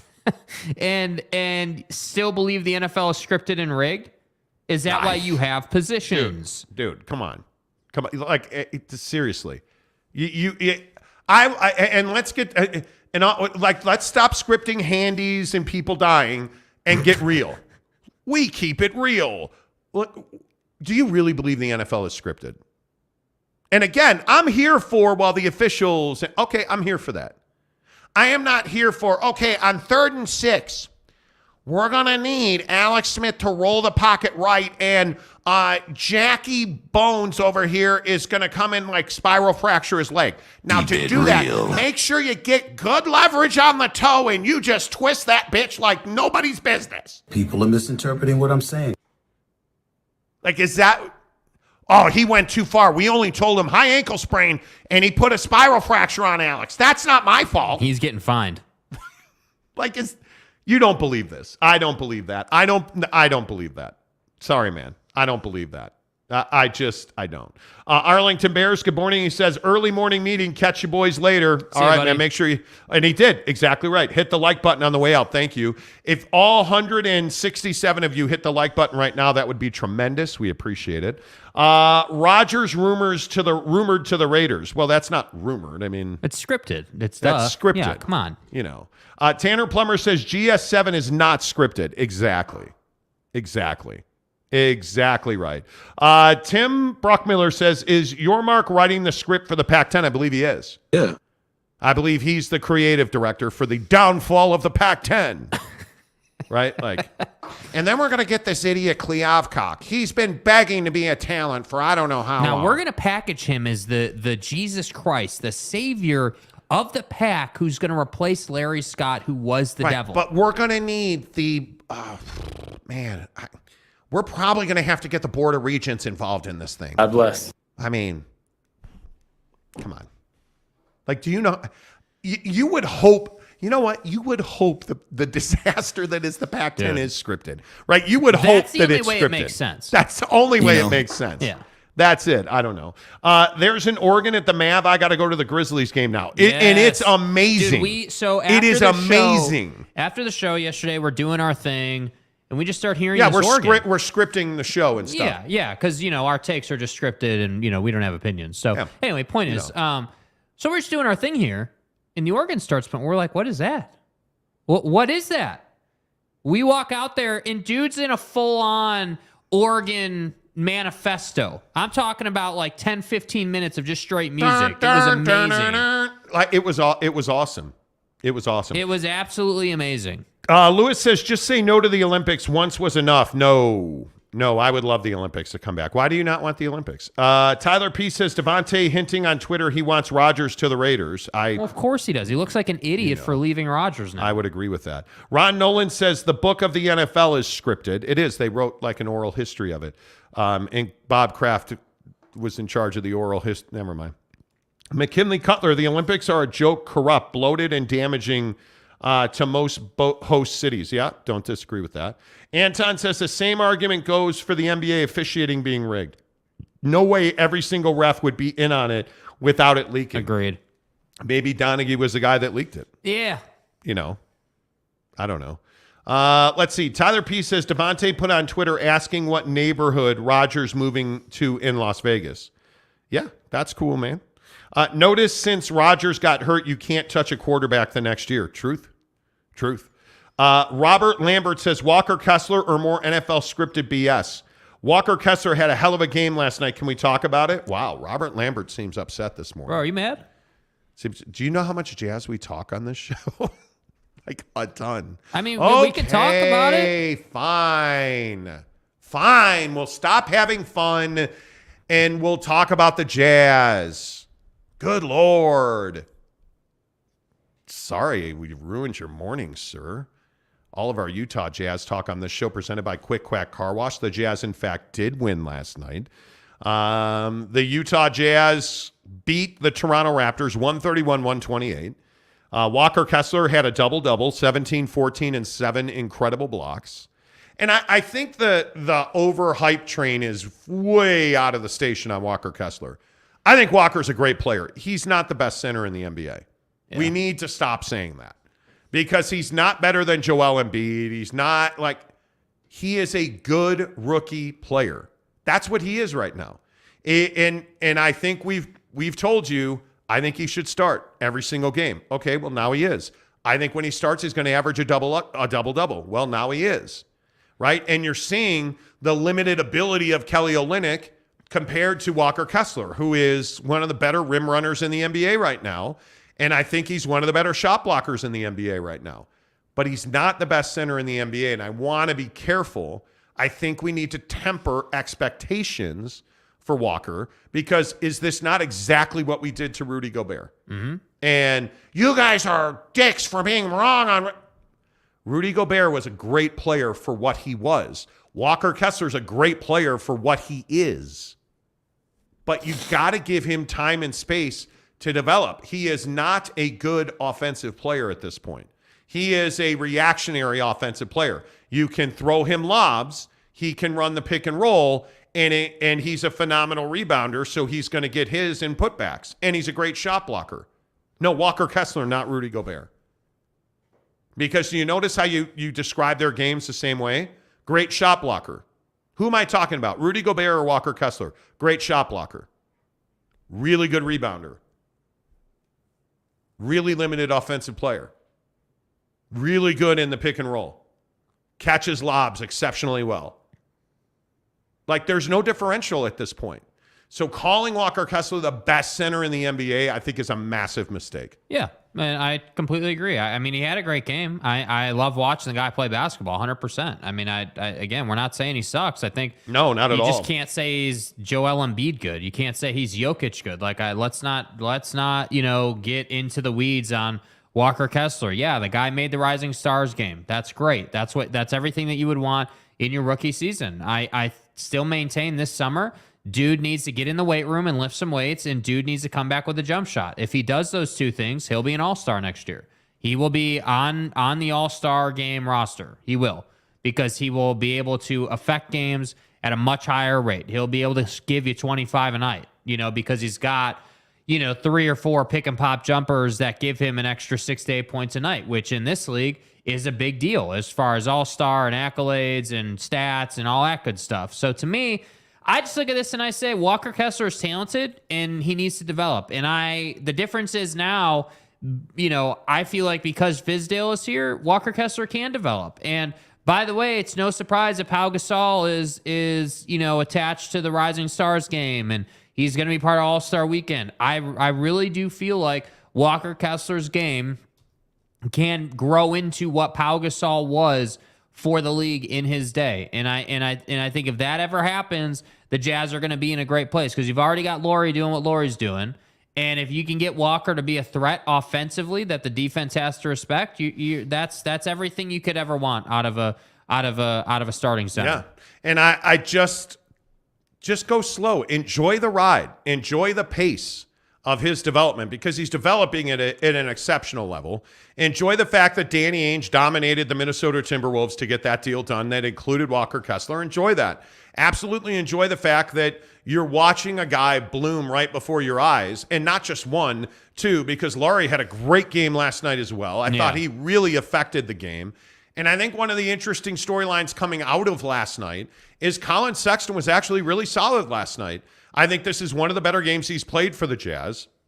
And I think there is a real serious conversation about whether or not the Utah Jazz should trade or hang on to Colin Sexton. Mm-hmm. And when I see him play the way he played last night, I think you got to lean towards hanging on to Colin Sexton because I think he is a guy who can get back to being that consistent 20-point-a-night guy. Yeah. The question is, will he ever be a 5, 7, 8, 10 dime guy? Will he ever be a team player inside of an offense, Jake? And the answer is I don't know, but I'd certainly like to find out next season. I hope they hang on to him. Yeah, I mean, again, he's just another guy that needs development. I think that, again, it's like I feel like this conversation gets repetitive, but it just is what it is. Like, Colin Sexton, Walker Kessler, like even Laurie, these guys who are the core of your team right now, they need development. They need to continue to get minutes. And we're in this Instagram chat last night, and I'm sitting here talking about how, you're seeing some growing pains with Colin Sexton. There are some things he does inside of the game where you're like, man, like I wish he wouldn't have turned it over there. Like that seems like a pretty easy play to run, but he still turned it over. Like those are things that young players do. So to me, it's just, these guys, you just have to keep giving them minutes. But I think the difference between Walker Kessler and Colin Sexton is I don't think Walker Kessler is getting moved under any circumstances. I think Colin Sexton could be available for a price inside of a trade. I think that, you're not married to Colin Sexton,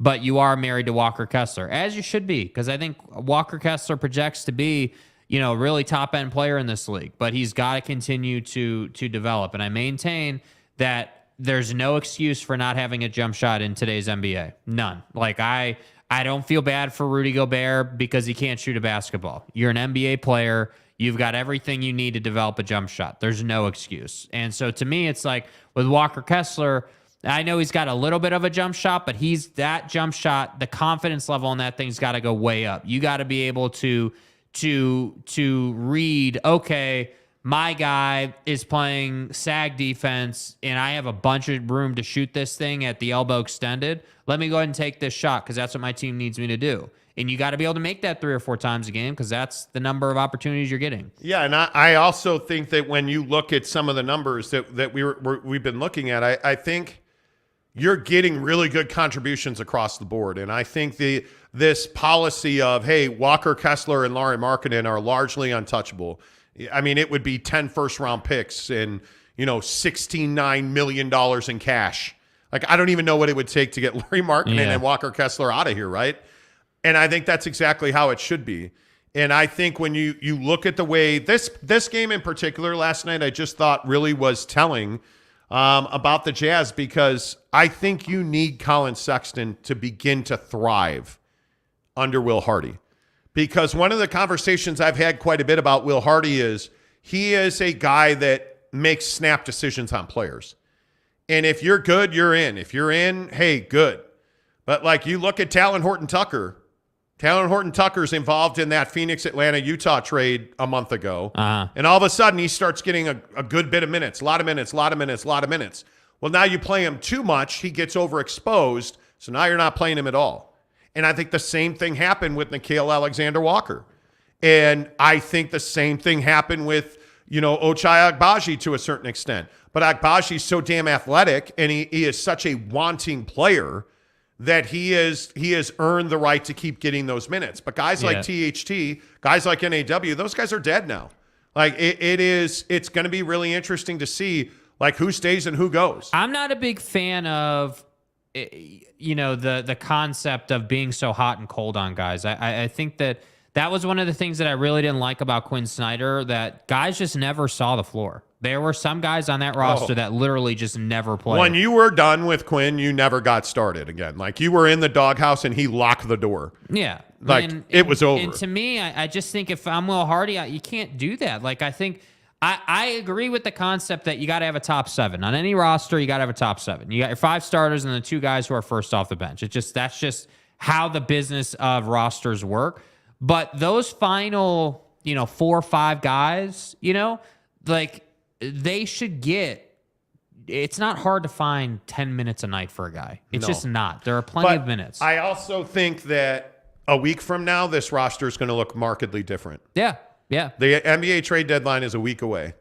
And I think it's going to look remarkably different for the Utah Jazz. And I think when you're a guy like an NAW, I don't think they're going to move him. I think he has very little value in this league. Well, we're going to find out what he is March, April, May, because, I mean, it just is one of those things, really March, April. You're going to find out who that cat is because that's who's going to be here to play. Yeah. And I think that you should be thrilled as a Jazz fan. And I think this is part of that conversation about, is this team a playoff team? And I don't necessarily believe that this is a playoff team. Right now you are. You're what, a game over 500 in the 9th spot? You're a playoff team. But I also think this roster is going to be significantly different. I will tell you adamantly, I was told yesterday that Mike Conley has now become the most in-demand Utah Jazz player in the trade market, and that Miami has significantly stepped up its push to make a deal that involves Mike Conley. Now, they can't do it on their own, and we talk about this repeatedly, but they don't have the capital to do it on their own, in that they don't own their pick in this coming draft. There is some question about what Miami can offer, because the Jazz have told the Heat they're not interested in taking Duncan Robinson. Right. So that really limits what they can do. And now that Tyler Hero is a starter, I mean, they're not trading Tyler Hero at this point. And I think the thing with Miami that makes them so interesting is they're one of the top suitors on Malik Beasley as well. So can you put Conley and Beasley into the same deal? I think you can. And I think you can get significant balance in return for that. The question is, who's that third team? And again, I think that you have to try and do a deal with Phoenix, because I think Phoenix is a great dance partner. I think Dallas is a really good fit, because they want Mike Conley. As we've reported on this show, the Dallas Mavericks, we have been told repeatedly, Mike Conley is one of their top targets. And I think the Clippers' interest in Mike has waned, because I think they believe they can get Fred VanVleet. Yeah. And so I think Fred VanVleet has become the hottest point guard commodity, because the Raptors have said he's available.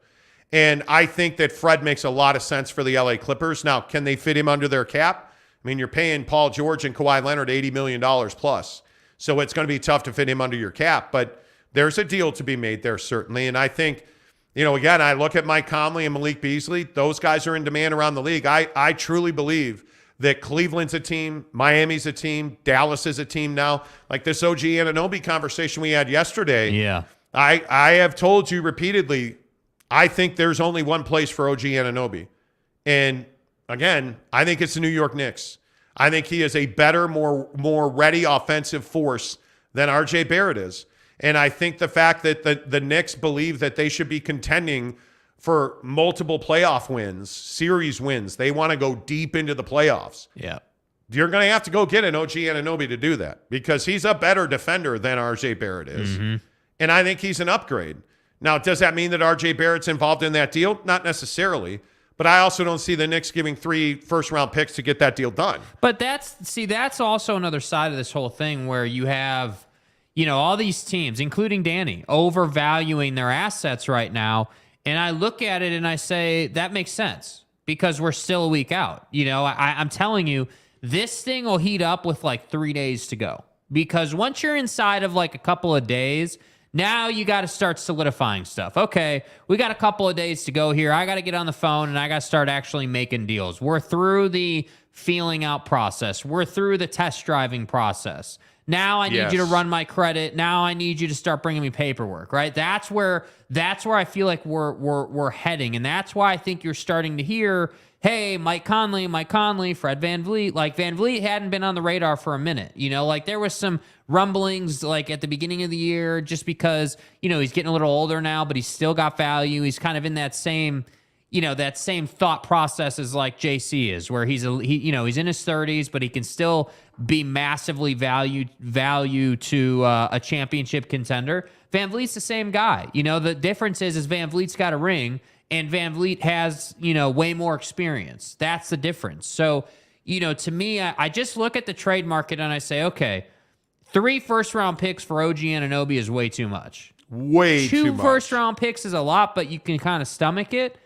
A pick and a player, to me, feels proper. But we'll see. My point is, these prices are going to come down. Have to. You should have a 3 first-round pick tag on OG Anunoby. Well, now it's a week before the deadline, so, and again, well, I do enjoy it, but we don't often like saying, hey, we told you so.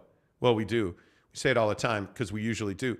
Anyway, the point is, this story from Shams yesterday. John Collins, the Atlanta Hawks have lowered his asking price. Oh. How many weeks ago did we tell you that? That they want to move John Collins, and all of this stuff about how John is now untouchable in Atlanta, complete garbage. But think about Atlanta. Think about it. And this is what I encourage you guys to do about any of these trade scenarios. We get in the Instagram membership chat. Again, another reason to join the membership because you get access to these conversations. Yes. So a lot of people, I think it was Sam, I can't remember, because we get so many comments in that chat. But somebody, I think it was Sam, had put in a bunch of screenshots of different trade scenarios. And I said, hey, we don't like to do the whole speculation, 87 different trade scenarios. But some of these have a lot of credence to them. And I would encourage you guys to put yourself in the shoes of Atlanta as an example. Atlanta is a team that's on the precipice of being a true postseason threat. Yes, they're a playoff team, but they're not someone who's actually really gone out and won a big series. And much like the Knicks, they have a ton of dysfunction. So on that when you roster. look at John Collins is a guy who struggles to get his fair share of minutes on that team because you have other guys that eat those minutes. So it's to me, why would you not move John Collins? And you need 3-point shooting there. Yeah. The question is with Atlanta, by the way, and they're here tomorrow night. You're going to see them. Bogdanovich is a really interesting player. Again, we told you that he has been one of the most in-demand names on the trade market. And the question is, does Atlanta want to move him? Yeah. They could have a deal for him, no doubt about it. Phoenix would they would do backflips to get Bogdanovich on that roster. I don't know that there's an appetite for Atlanta to do that. And if they're serious about making a run, I think they're going to have to move John Collins at a minimum because you need a knockdown wing player there. Because DeJounte Murray, as good as he has been for them, and I think he has been good, again, it's created dysfunction. And I think what you need is a Malik Beasley standing on the wing for them, a role player who doesn't have to be a volume guy, right? I think that's really, and a guy that knocks down the three at a higher level, that's Malik Beasley. Yeah. So I think you need that, and you need Trae Young to be consistently healthy and not be a pain in the ass, frankly. Speaking of Sam Mott, Sam says, question for you two. If you could get Miles McBride and we had to give up Colin Sexton, would you do? No, absolutely not. No. Miles McBride is a I'm talking about a project. He's a project. Yeah. I would agree with that. And he just has not been a contributor. Again, I think when you look at that Knicks roster, you have guys that you like on that team. Miles McBride is not a bad player. Quentin Grimes is a guy. When you look at Grimes, his development, he's averaging double figures now. But he's capable of giving you 20 on any night. Mm-hmm. Right? The problem with the Knicks, frankly, is they don't have enough three-point shooting. Again, another team that doesn't have enough three-point shooting. How is that possible in this league? And you're largely reliant on two guys to deliver the win. You have got to have Julius Randle. He's got to shoot threes, and he's got to perform at a high level. And if you're the Knicks, that's not a recipe for success. Dude, the Knicks have too many Obi Toppins. They have too many McBrides. They have too many Grimes. You got to move some of these guys. And by the way, You know the other team that I'm a little concerned about right now? The Cleveland Cavaliers. Because I think the Cleveland Cavaliers have come down to earth a little bit because you're not getting I don't think you're getting the three-point shooting you thought you were going to get on that team. If it's not Don or Darius Garland shooting, I don't know that it's going in. They don't have a guy. And you know, frankly, the frustrating guy on that team's been Dean Wade. Yeah. Because he's actually a really good corner three guy, but he hasn't played enough. Dean Wade has only played 23 games for them. That was a half or so. I mean, that is, well, I mean, we're in the 50s now. So I just less than half. You played less than half. Like, he's your Joe Harris, and he's just not playing.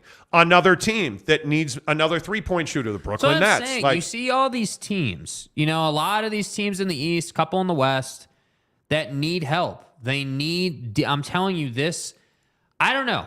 And I know this is classic. I'm not breaking any news here. It's either going to be a million deals or not much is getting done. There is no in between at the deadline. Like, you don't get like, you know, oh, there were 2 deals made and that was it. Like, it's going to be to the extremes here. And my opinion is that we're going to get a lot of deals because anytime you've got a lot of teams that are fringe playoff team, like Atlanta, let's say, who's in the playoffs but doesn't have enough to get over the bump. But call them what they are. When you have a lot of buyers and very few sellers, some teams are going to have to be on a tipping point. This is Toronto. Is Toronto a buyer or a seller?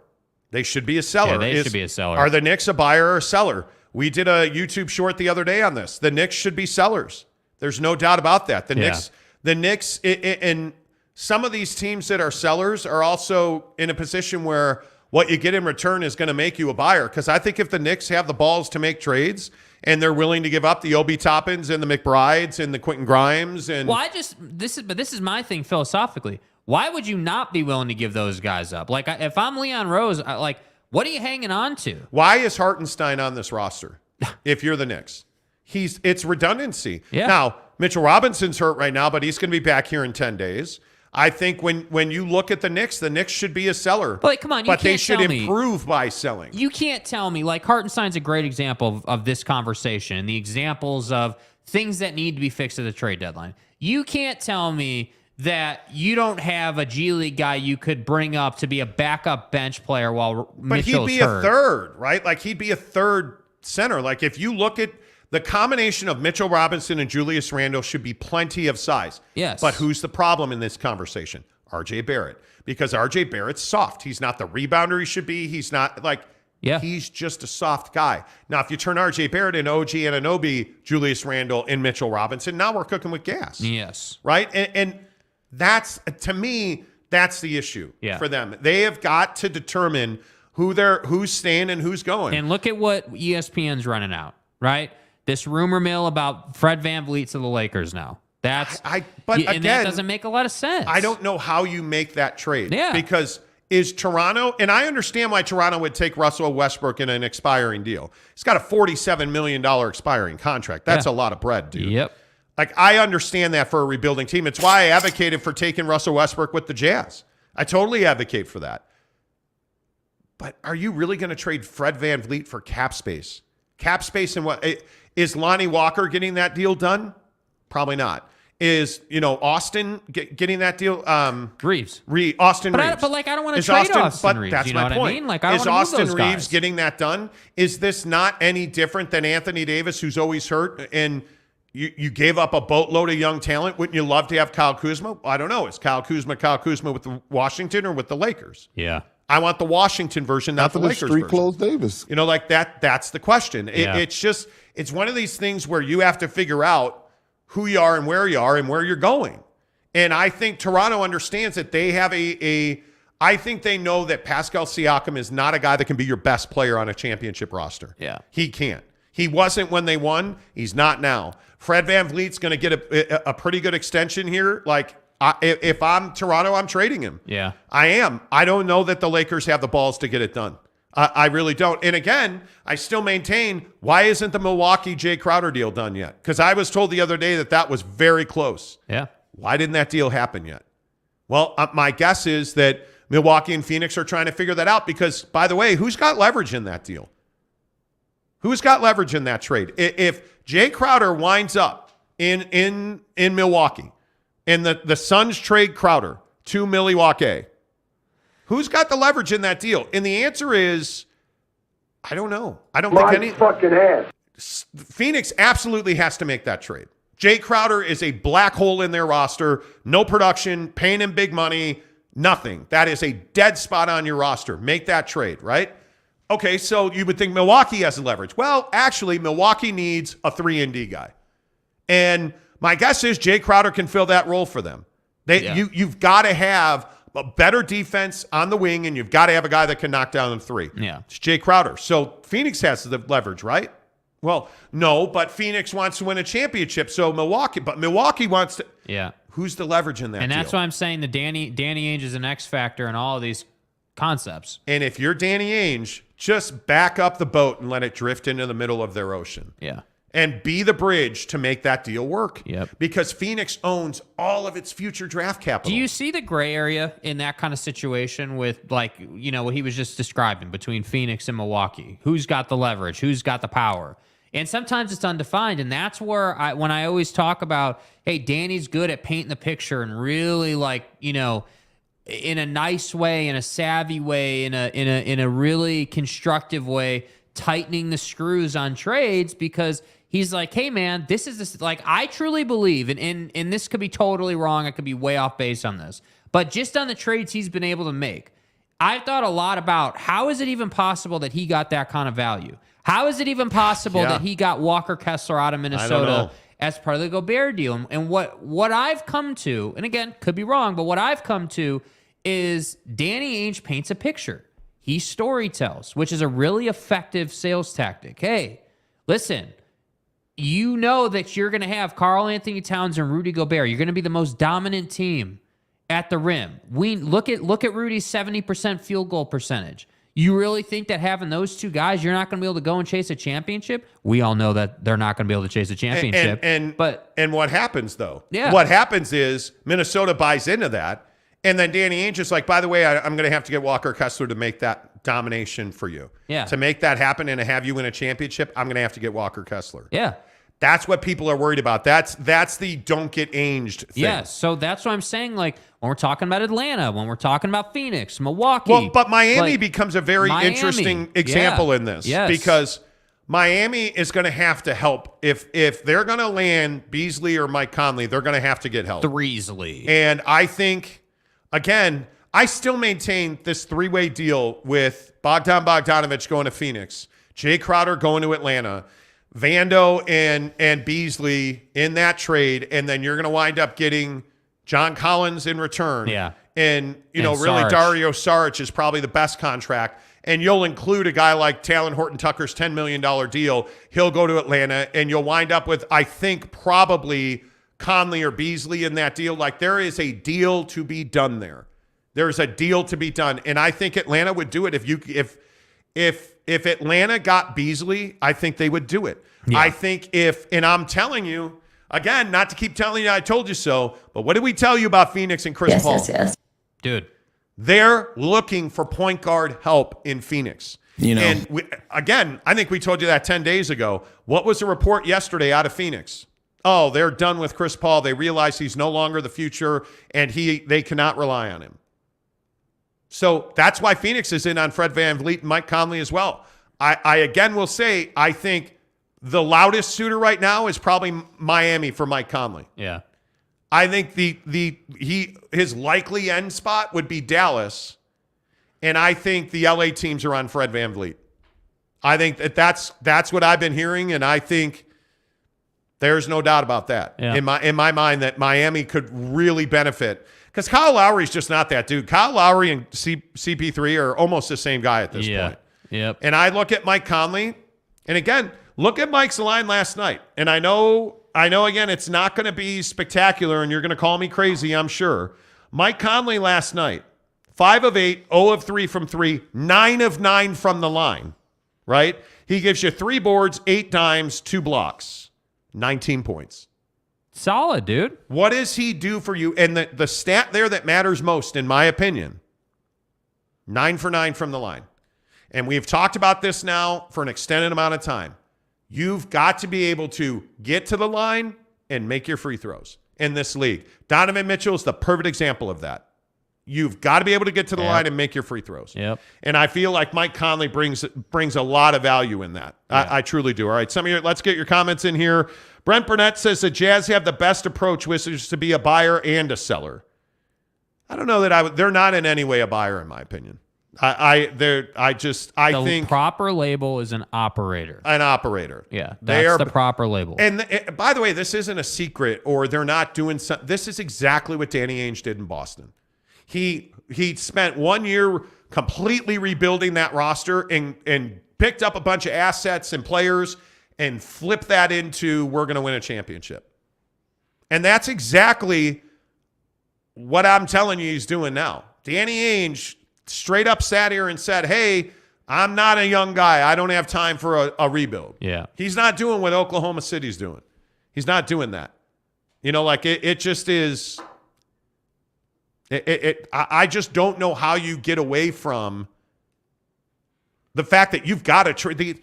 And I tried to avoid talking about this today, but you've got to trade Jordan Clarkson. And I know it pisses everybody off when I say that, but you've got to trade him. Yeah. It is so imperative. One of the NBA guys I was talking to yesterday said re-signing him is missing an opportunity to get a superstar. Yeah. Because he's worth multiple picks, which are worth a star player. At some point, and it won't be to Utah, a guy like Bradley Beal is going to get traded. That guy is going to get traded. He is just wasting away in Washington. You don't do that with just players. You've got to send significant draft capital there. Yeah. And I think that's why that Jordan Clarkson trade is so incredibly important. It's just really, really, in my mind, it's important. Mr. Johnny, 4-way race to acquire Mike Conley, Dallas, Miami, Phoenix, and the Clippers. Yeah. I think the Clippers are far more focused on Fred VanVleet. Yeah, and I think the front runners there are Miami and Dallas. I would agree really with that. like those two teams need him. I would agree with that. And so we'll see. I don't know. Riley O'Brien, what's up, my guy? He says, in a redraft of the 2022 NBA draft, where would Walker Kessler be selected into what program? Oh, man. Program. I mean, if you look at, I think the only winner outright in the draft so far has been Orlando. I mean, what Banchero's doing in Orlando is, we watched a bunch of him last night or the other night. I mean, it's nothing short of spectacular. I mean, if you look at the top picks in this draft, Paolo Banchero, home run for the Magic. Chet Holmgren, disaster for the Thunder. The Rockets, Jabari Smith, I don't know. That team's, they need to make a move. The Kings, Keegan Murray, home run in my opinion. The Pistons with Jaden Ivey, home run. The Pacers, this to me also is a home run. Mathurin has been awesome for them. Shaden Sharp, meh. Okay. Dyson Daniels, probably not for the Pelicans. I think you could probably do better. I think if you look at these names, I think it's probably 6 up. I wouldn't change the pick. The top 6 picks, I wouldn't change it. But didn't he go, I think he went 22 to the Grizzlies. I mean, there's not a pick down there that, I mean, AJ Griffin maybe. Ochai Agbaji, I think we'd all take Walker Kessler over Ochai. Jalen Duran with the Hornets. I think his potential is huge. I think the conversation probably starts at 7 with Shaden Sharp. Yeah. That's where you could start maybe. But I think the bottom half of the first round, there's not a lot there. Like Nikola Jovic becomes a very interesting centerpiece of Jazz trades because I don't see how you make a deal with Miami that doesn't include Jovic. Yeah. There's no point. Why would you do that? Yeah, there's no point. Right? I mean, but again, that's just me. I wouldn't make a trade with Miami that doesn't include him. Yeah. I think that highly of him. But I think certainly anywhere after the top 6, I think you could put him into that conversation. There's no doubt about that. A couple more, and then we'll get to football at 50. Hullabilly says, we could trade J.C. Beasley and Rudy Gay. Hope we keep Mike. You won't. I think you should hope to keep Malik Beasley. Yeah. You won't. But Beasley's 25 years old. That's a guy that in 5 years is still going to be playing at a very high level. So I think you would hope to keep him. Matthew Webb says Bradley Beal, no thank you. Bradley Beal's going to go somewhere, and I still think it's the Knicks. Yeah. I'll probably die on that hill. But I think it's the Knicks, and he's going to be the reason somebody wins a championship because that guy is an absolute killer. Yeah. An absolute killer. And the problem is there's no leverage in Washington. You don't have to play. You're going to manage your load in the locker room by yourself in the dark. It's easy, but the difference is you're not winning a championship. It is. Ron Nolan, good morning to you. I don't follow the Jazz, but I think I know more about the team than the average fan. It's the damn show's fault. Thanks to the followers, and I guess the host too. You're welcome. Yeah, you're welcome. You're welcome. Anton said yesterday I blocked my ex, but the Memphis stat keepers counted the block for Jaren Jackson Jr. Well, it is what it is, man. It is what it is. Hullabilly says F that. Ochai and Walker are off the table. Hullabilly also says, nah, Jovic can stay there. Why don't you like Jovic? I do your homework on him, bro. Dude, he's crazy. He's going to be crazy good. I think crazy good. Brent, final comment on this before football 50 says, Jazz don't really need to do anything but make trades that increase odds for 2023. Odds for what? Because, again, if we're talking about the draft, I'm telling you they're not pitching themselves to be one of the first 2 picks in the draft. I don't know why we obsess on the draft, dude. Danny Ainge is not going to put at the very least, isn't Victor Wembanyama a project? Yeah. He's a developmental project, right? At the very least, Scoot Henderson is a project. You're going to have to develop him. Is that what championship teams do? Teams that are trying to win a championship in the next 5 seasons. Are you drafting developmental projects? I think you're probably not. I just don't know why you would do that. Yeah. Holy Billy says Jovic over Kessler and Ochai. No, who said that? Yeah, nobody said that. Nobody said that. Yeah. At all. Matthew Webb says Jovic and Josh Giddey kind of similar. I don't know, because I don't know what the top end of Jovic is, because you're just not getting heavy minutes. Yeah. Right? Like, I think Josh Giddey has the potential to be a star once he gets out of Oklahoma City. I mean, he's a solid guy. I mean, there's no doubt about that. Yeah, he's got game for sure. No doubt about that. I think they're great. All right, 10 to the hour every hour on the Monty Show. We bring you football at 50 presented by Papa Murphy's Pizza. Papa Murphy's Pizza. Download the mobile app. It's so easy to use. Order your pizza right now. You can pick it up at 2:30, 5:30, 8:30. Doesn't matter. Papa Murphy's Pizza in the mobile app allows you to set your pickup time. Super easy to use. Use the promo code Monty25 to get your Heart Baker Pizza. Yeah. Wait till you see that thing. It's amazing. I think this Jimmy G to the 49ers story is really compelling. Kyle Shanahan yesterday was asked, hey, Kyle, any chance that Jimmy G comes back? He essentially said, hell no. He said he does not see a single scenario that would have Jimmy G wear a 49er uniform next year. Yeah.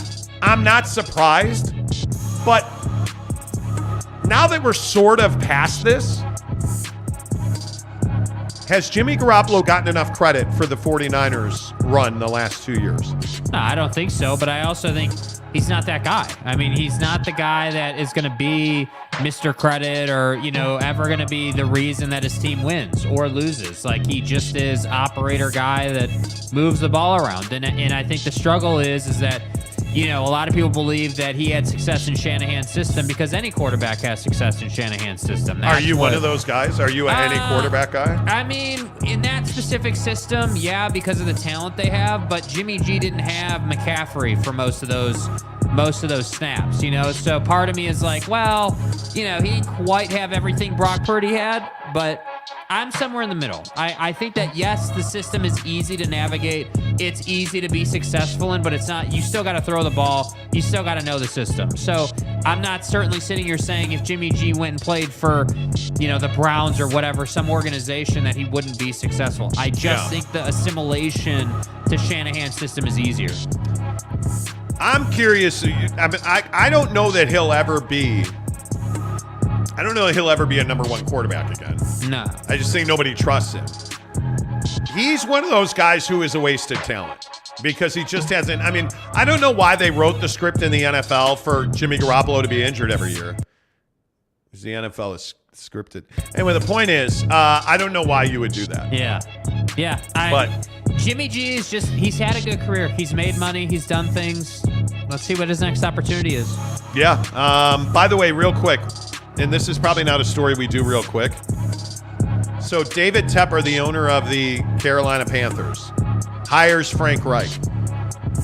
And immediately turns around and says, I want to see the end of the old boys club. So let me get this right. You had Steve Wilkes, who all the players wanted to keep as the head coach of the Carolina Panthers. Right. Steve is a black man.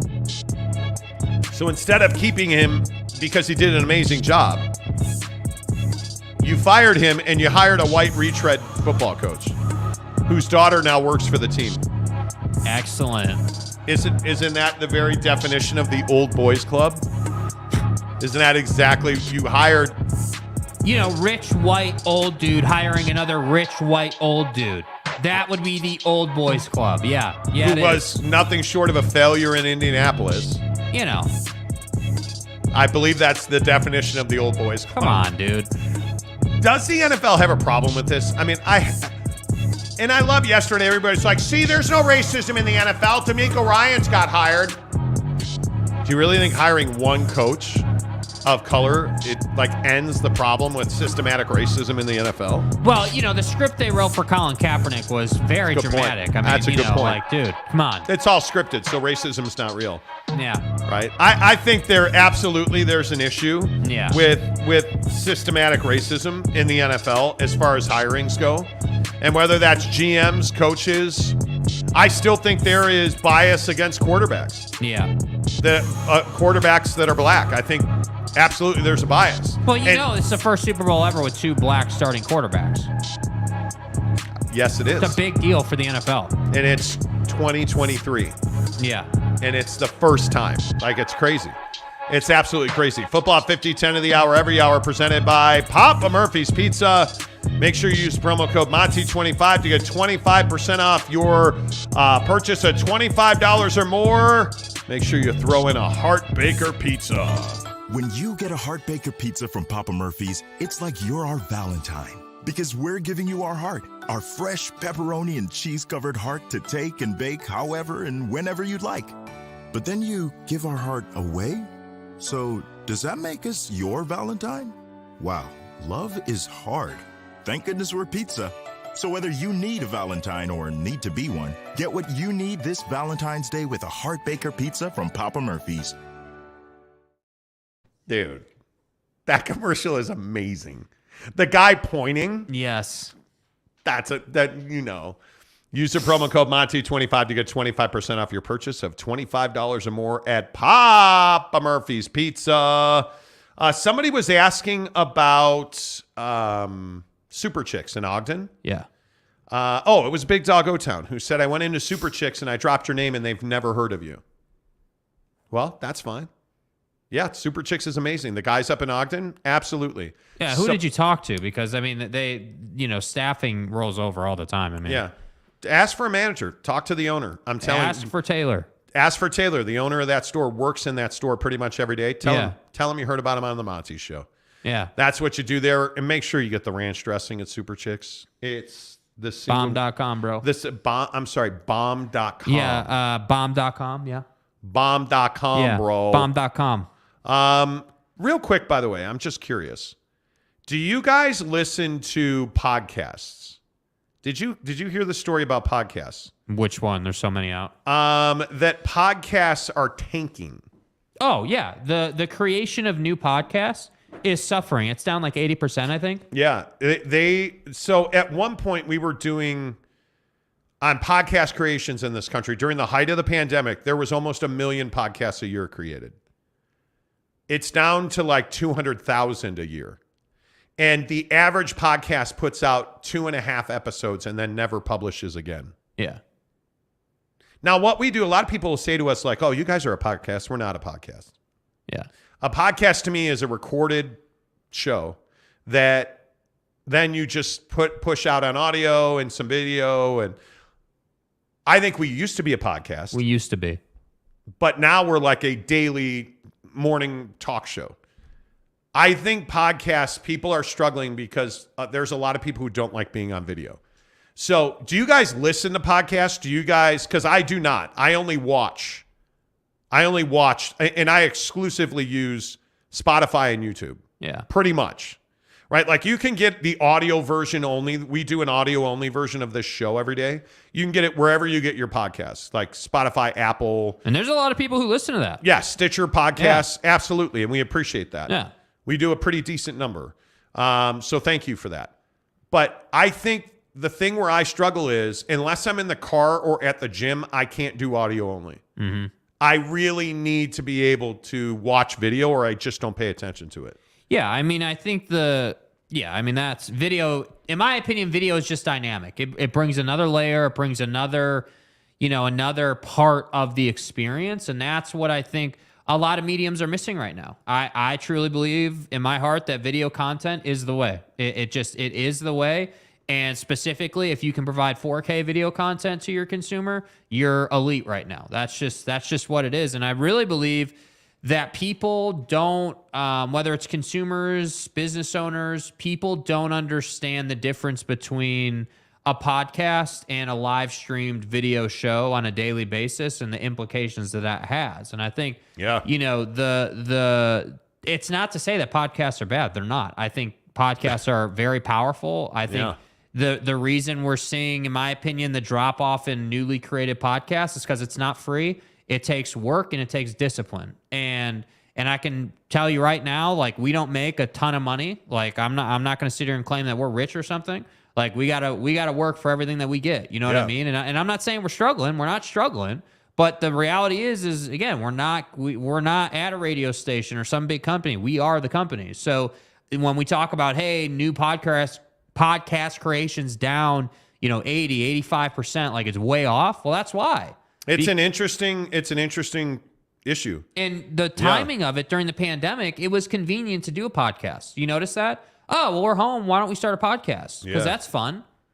But it's not all the time. It's not fun. Like, I'm sitting here. A lot of this job is work. Like, I'm telling you guys, and again, I'm not complaining. I'm not, but just clarity, like a little, see through the curtain type deal. Like, we get up at 3:50 every day and we don't go to bed till 10 o'clock. Like, understand that grind and that hustle. It's not easy, and it doesn't stop. So that's what I'm saying. I'm not surprised to hear, like, people want easy and this isn't easy. No, it's just not. It's not easy at all. I totally agree with that. James Knight, what's up?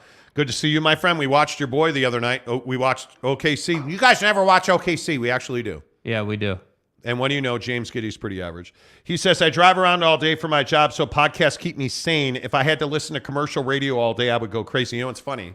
We were talking to a radio guy yesterday. Yeah, they never ask us to come over and do shows on their radio stations.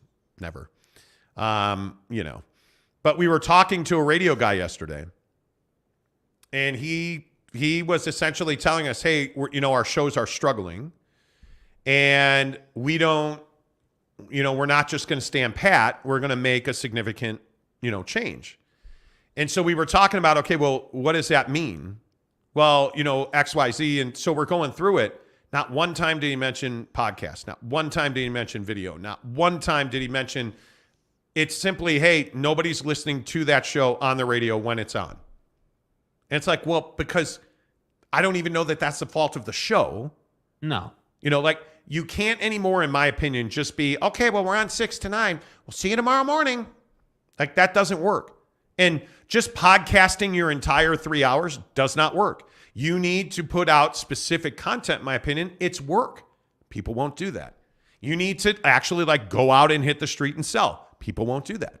And I think it's incredibly underrated to what people will do. Jeremy Bolton says, hello, Brent. Okay. Because Brent said, hello, Mayor. Hello. I have a proclamation from the desk of the mayor. Jeremy Bolton only listens to true crime podcasts. Is that true? Is that true, Jeremy Bolton? You middle-aged woman, he says. I can't find it. There it is. I have a few podcasts I listen to, all true crime ones. I know I'm a middle-aged woman. They're not bad. They're not bad at all. True crime podcasts are awesome. But that's what I'm talking about. When I say podcast, that's what I'm talking about. An audio only. We're going to record that episode and then we'll put it out after the fact. That to me is a podcast. That's a podcast. And I want to be really clear. I'm not saying that that's a bad format. I actually think that could be that's a really powerful format. It is. NPR makes a living on that. Yeah, but there's a reason guys like Joe Rogan are on YouTube now. There's a reason that people are doing video content now. It is everything. It's the beginning and the end. The last 2 years on YouTube have been unbelievable. Nate Davis is here for therapy, apparently. He says, I'm so sad Sean Payton is the Broncos head coach. Well, who'd you want on the head coach? I mean, who'd you want him? So is every Charger and Cowboy fan. Yeah, what you should be sad about is the fact that the Arizona Cardinals got made a fool again. Yep. Holabilly says they will shut down threats for sure. What's that? I don't know. What are you talking about, dude? I'm lost on that. Yeah. Ken Williams says, I can't stand the race crap. As owners, he has the right to hire who he likes, and sometimes it's not the owner, it's the GM. But there's more dynamic at play to that. Yeah, that's a different conversation. We can have it at some point. Brett Robbins says, podcasts don't have to be recorded. It's more just live audio, no video show. Okay, that's cool. Talking with Raphael podcast says, yes, LOL, I have a podcast myself. He does. Find it. Yeah, but like, Raphael's a good example, right? My guy just had a kid. Like, he's got things going on. It's not like doing the show regularly, like for us every day, like it means we're home, we're watching sports at night, we're not going out to dinner every night, we're not like living a normal life. Like it's just it's what's required. Tyler P says the live interaction beats any podcast. Yep, appreciate that. Another aspect, yes. Jazzketball says absolutely. Jazzketball, another jazz podcast. There you go. Right? Brett Robbins says, I really only listen to your guys' audio while doing other stuff. Love it. Appreciate that. Matthew Webb says, video's where it's at, but I'm biased. Yes. Ken Williams says, I listen to them while I'm out ranching because I don't have network out in the middle of nowhere. There you go. See, but that's my point. So there you go. Audio-only podcasts have a sector. They have a purpose. And they're a really good tool. Absolutely. Yep. Holabilly says, I appreciate you guys. Y'all to the max. Thank you, Holabilly. We appreciate you. Thanks for being a member. Giggity says, I'll check them out. Thanks. Like, look at Jeremy Bolton passing out true crime podcasts. Love it. Talking says, I love it. I love doing podcasts. I have found a passion within podcasting. And as my pod grows, I find new challenges and love it. It is challenging. Yes. Yeah. Jazzketball says Jazzketball podcast. There you go. Go check them out. Go check them out. What did the Marmot say about spring? Is today like today's Groundhog Day? Today is Groundhog Day. Yeah, today's Groundhog Day. Today is Groundhog Day. And Buddy saw a shadow, if I'm not mistaken. Oh, he did. What does that mean? I think that means longer. 6 winter. more weeks of winter. Damn. There it is. Punxsutawney Phil has spoken. He saw his shadow, which means 6 more weeks of winter. What are your thoughts on his prediction? I love it because I'm a snowboarder. Well, it's scripted. I mean, well, we all knew. You know. Anyway, it's fine. Yeah, but the whole. Do you believe in that? I don't believe in that. No, I don't believe in that. No. I don't believe in that. Riley O'Brien says, the other thing I love about the Monty Show is unlike daily radio 6 to 9, half of it is a commercial break. Here on the show, we dialogue the whole morning. The Monty Show is elite. Thank you. Well, I think that, and I appreciate that, Riley. It's so funny. We were talking about that with, this guy we had this conversation with yesterday about how, like, there are no commercial breaks. When we have to pee at 7:30, we don't get to take a pee break, right? No. When we there are things that we deal with in that setup, but I just think it's better that way, right? Like, again, for sure. And I know that people get all pissy about this, but the average person, we're doing about 200,000 views a month in Utah. The average person watches every time they come to one of our live shows, watches for like 28 minutes, dude. Yeah. And that's why, because it doesn't stop. And I think that's why I say I'm just a huge proponent of the video side. There's so much more you can do. Yeah. And I think the conversation, the thing that drives me on this show, I love the conversation. I like telling you guys how stupid you are. Like, it's real. You're casual. Was that it? Did I say that out loud? Dude, that wasn't on the script. Damn it. Jesus. That's right. Review your scripts at night. No, but I love the input that you guys give us. I love that. That's what I love about our members only chat on Instagram. Like, we have actual, real, normal, and nobody's like, F you, you're dumb, you're stupid, you're fat, you're ugly. Like, nobody does that. And I love that. It's like an actual community that polices itself. And I love that. By the way, if you want to join the membership, it is $9.99 a month. And you get a bunch for it. I still maintain the best perk is you get the Instagram members only group. Yep. Which is awesome. But again, last night we put the Miami Heat are all over Mike Conley story into that group first. Didn't talk about it on the show until this morning. So you get stuff like that. Our merch drop is we are just dying on the vine waiting to get approval for our print on demand. Literally everything's done. We're just quite literally waiting for approval on, Yeah, come on, Amazon. Let's go. So we're waiting for that, but you guys get that merch link free ahead of time. You get it ahead of time for your $9.99 membership, and you get a discount on your merch. You also on this show get access. Everybody's into our Big 5-0 birthday bash. Don't forget to join us at the Maverick Center March 10th.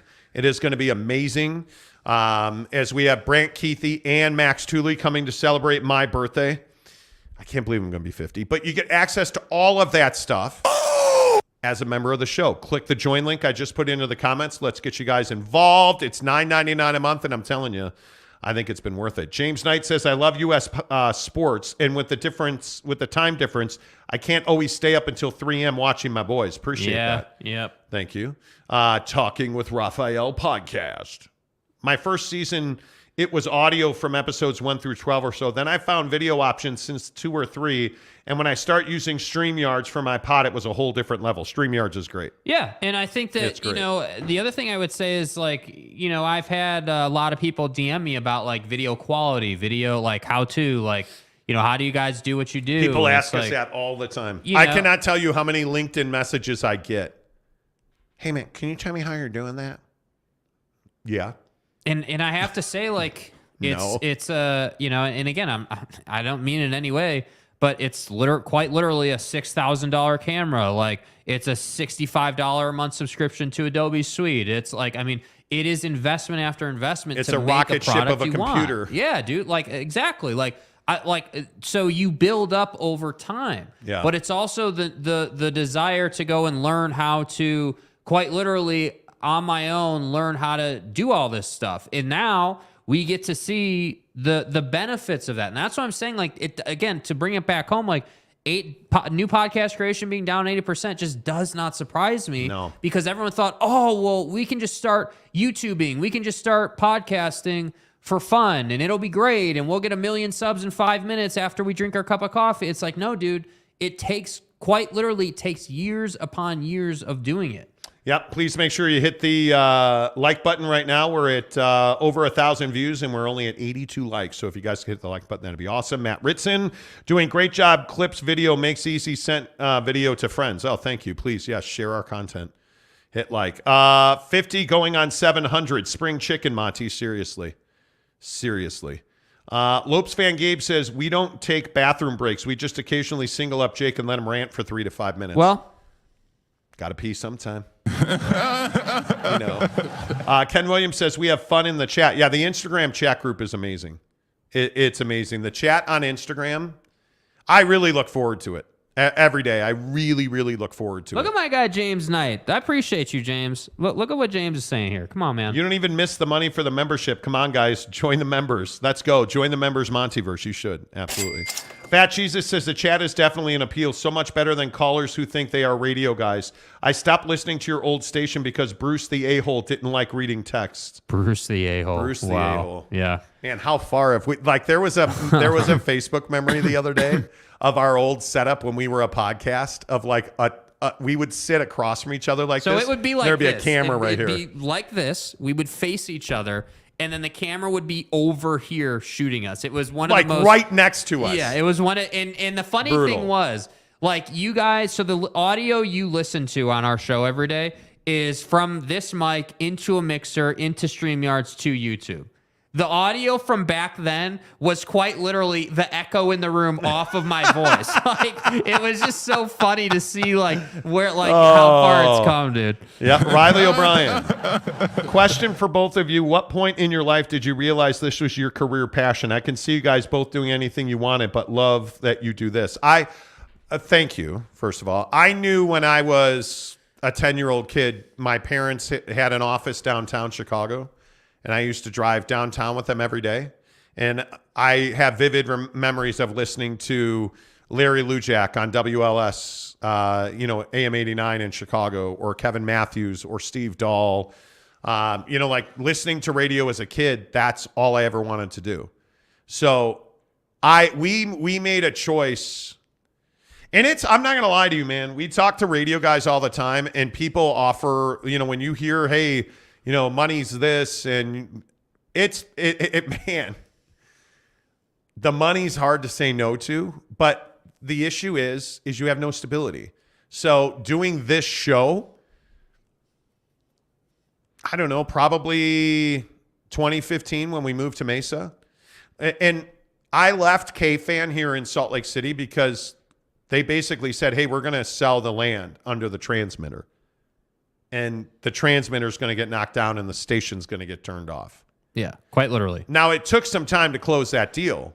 But the reason we originally went to Arizona was my wife's a baller, and she had a job offer there. Yeah. And so instead of staying here and wondering, we went to Arizona. And we wound up doing real estate and flipping houses and designing people's homes, and we did great. And we lost a ton of money in real estate and made a ton of money in real estate, and it was awesome. Yeah. But we were doing this podcast semi-regularly, and then we had an opportunity at a crappy radio station, and one thing led to another. Fire and fury. It was simply a matter of what do you want to work for somebody or do you want to work for yourself? And then we happened to fall into the Yelp thing, and that afforded us the infrastructure to build a better show. Like, yeah. I mean, So when did we know? I mean, you just know you have a thing. Like at some point, you just recognize you have a thing. I don't think we understand how many people. Like, we meet people in public all the time, and I really enjoy talking to people.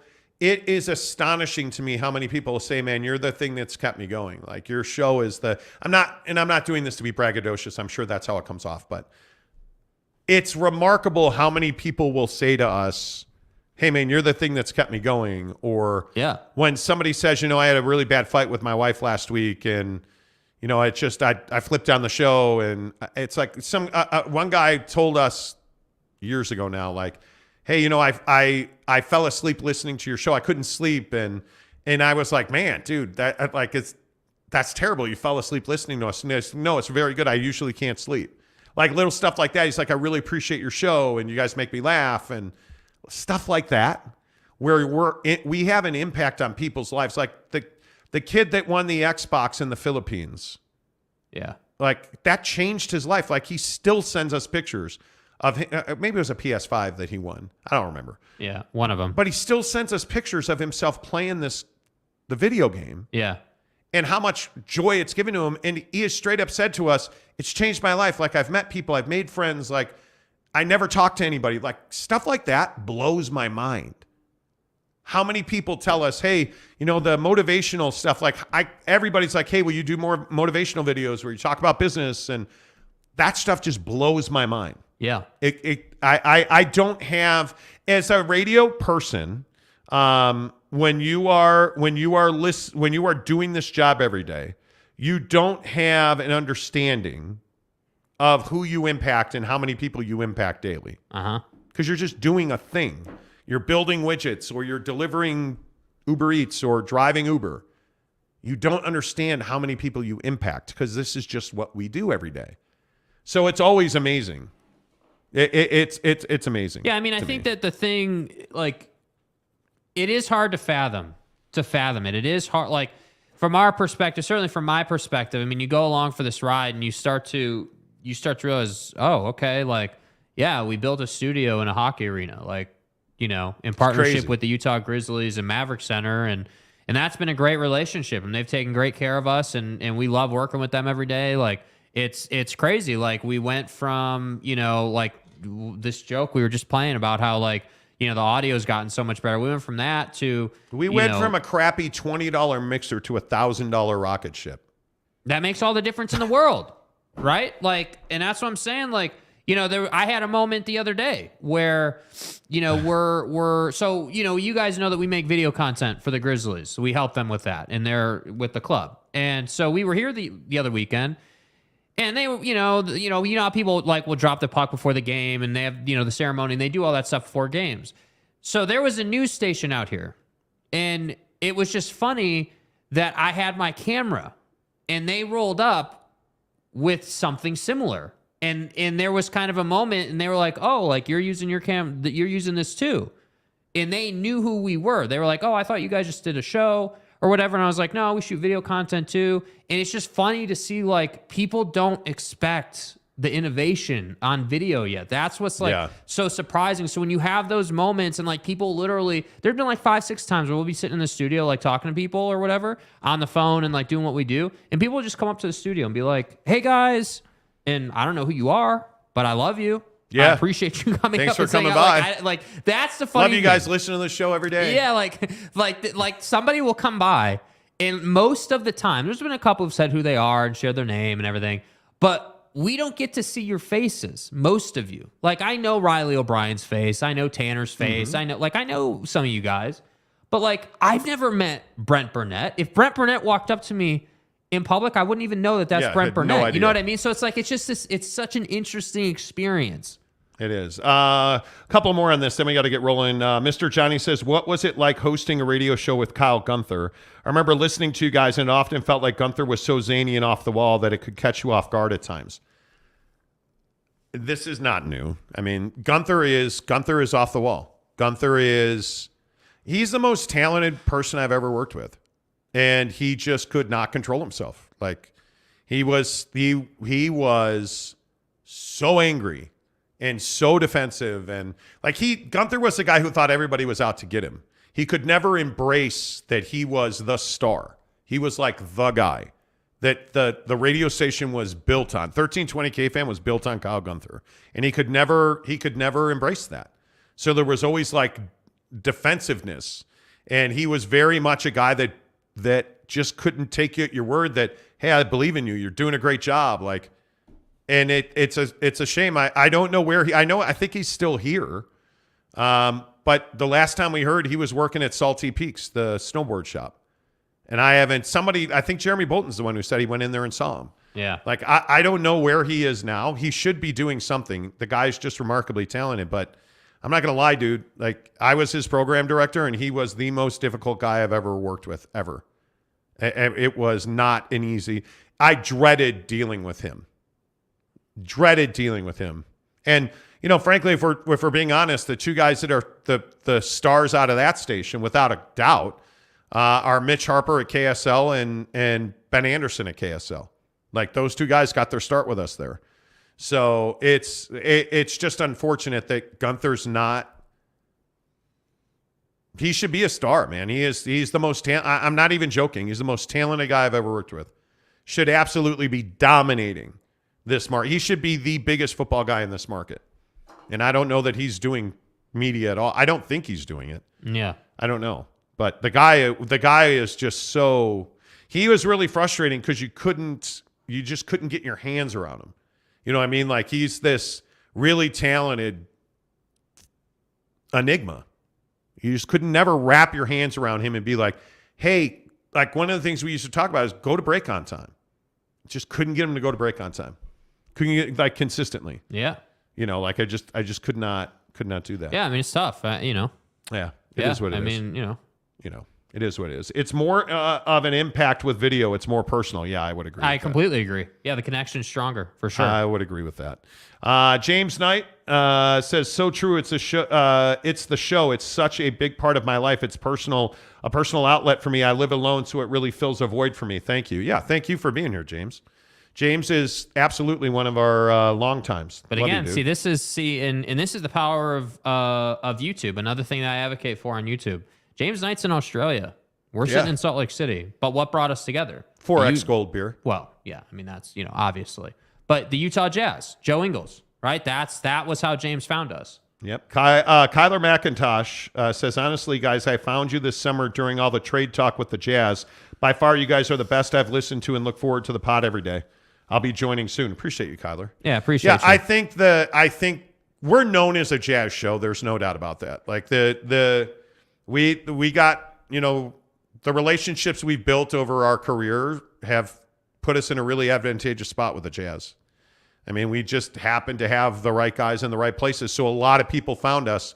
One of the things that I think we'll always go back to is how many people hated on us over our Rudy Gobert stories. Yeah. That Rudy was going to be traded, that he was a cancer in the locker room. And then it all comes true, and all of a sudden people are like, oh, yeah, okay. But nobody ever says, man, you guys are so right about that. There were probably, we've probably had, 40, 50 people who have said or commented or DM that said, yeah, I used to hate you guys, and then, you got the Rudy thing right, and then you got the Don thing right, and then, you said that they'd get a first-round pick for Royce, and I didn't believe you, and then that happened, and we definitely went through that experience of experiencing a lot of hate on the channel. Yep. Jordan Brown says, what's up, guys, from the St. GZ. We love I will say, I love that we have people from Logan all the way down to St. George. We love our guys in St. George. Love you guys. Cannot wait. Next time we're going through, we absolutely will do a meetup. And hey, if any of you are snowboarders, I snowboard by myself on the weekends. So, hey, I'm happy to go snowboarding with you. You're such a victim, dude. What do you mean? You're such a victim, bro. What? Do I snowboard by myself on the weekends? One time. No. One time, dude. No, stop.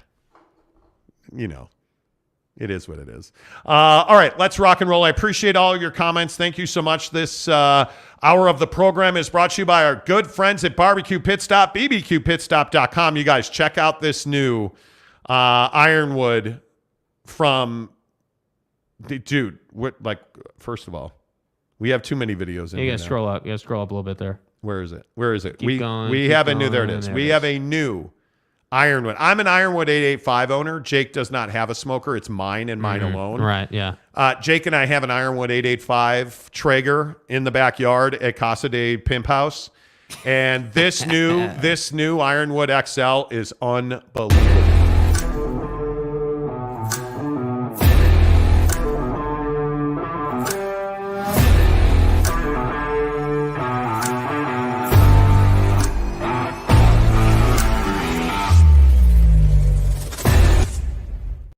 Yep, get the best equipment anytime you need best barbecue equipment. Barbecue Pit Stop, bbqpitstop.com. Logan, Layton, Lehigh, the GZ down in St. George, and of course our good friends in Murray on State Street, right across from the mall. And they're all good dudes too. By the way, follow them on YouTube. They have a phenomenal YouTube channel where they tell you how to cook this and smoke that. And if you are not on the pellet smoker life, man, don't do charcoal briquettes. There's no reason to be using propane. It's all about the pellet smoker. You just plug it in, put the pellets in the hopper, and hit ignite, and you're good to go. It is unbelievable. Make sure you tell them at Barbecue Pit Stop you heard about it on the Monty Show and that you got to get asado seasoning. Yeah.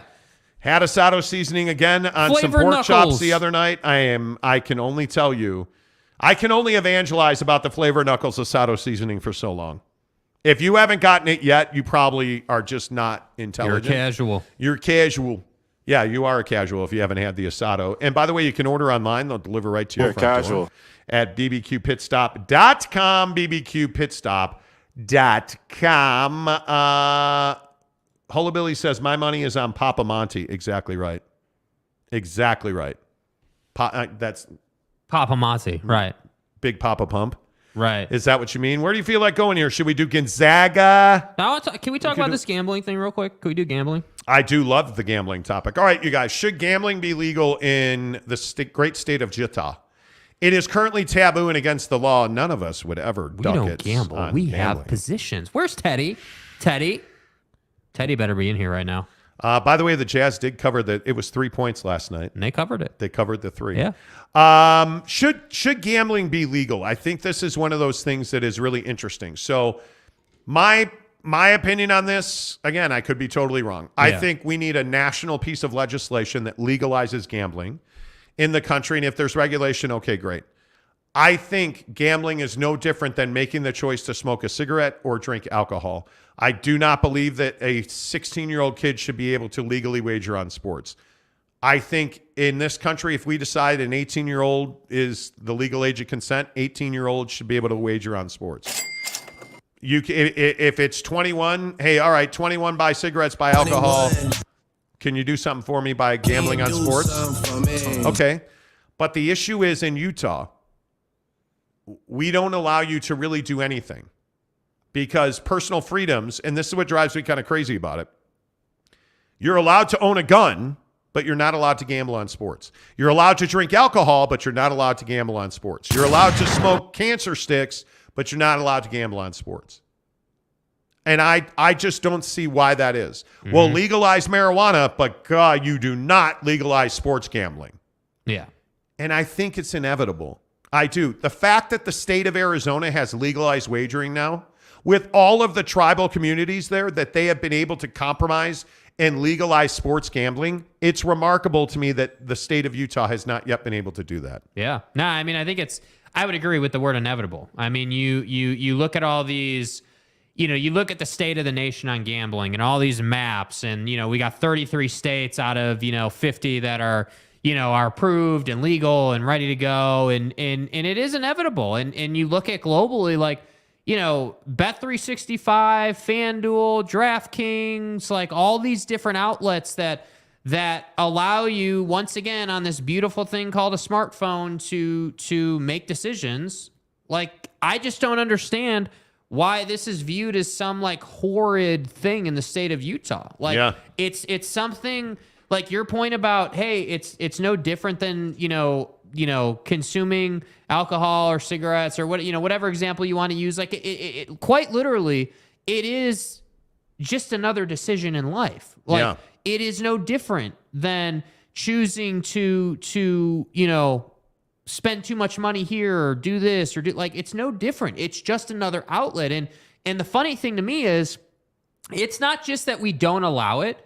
We don't allow it, and there's this whole running joke about how we have positions, and we're going out to Wendover to place our bets, and we all have a bookie on the side that is in California or is in whatever state, and they help us, and they get us better money line. Like, everyone's doing it already. That's what's funny to me. We're all already talking lines, and we're already betting and gambling. The only thing that making gambling in the state of Utah illegal is doing is preventing big-time partners like DraftKings or FanDuel or, all BetMGM or PointsBet, like all the names you know and love, from operating in this state and creating more revenue. And that's what I don't understand. I don't understand how, like, why you wouldn't want that. Like, it's like the, it's like this whole state liquor store thing, right? Like, if you grew up in Utah, that's all you know and love, right? The state liquor store.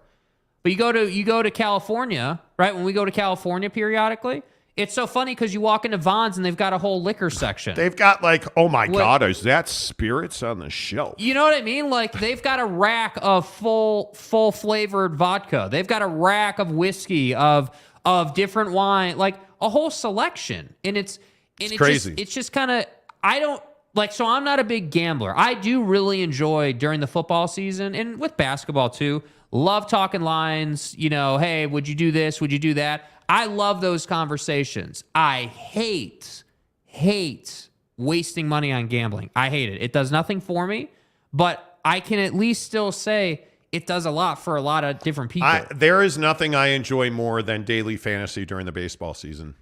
I love building lineups.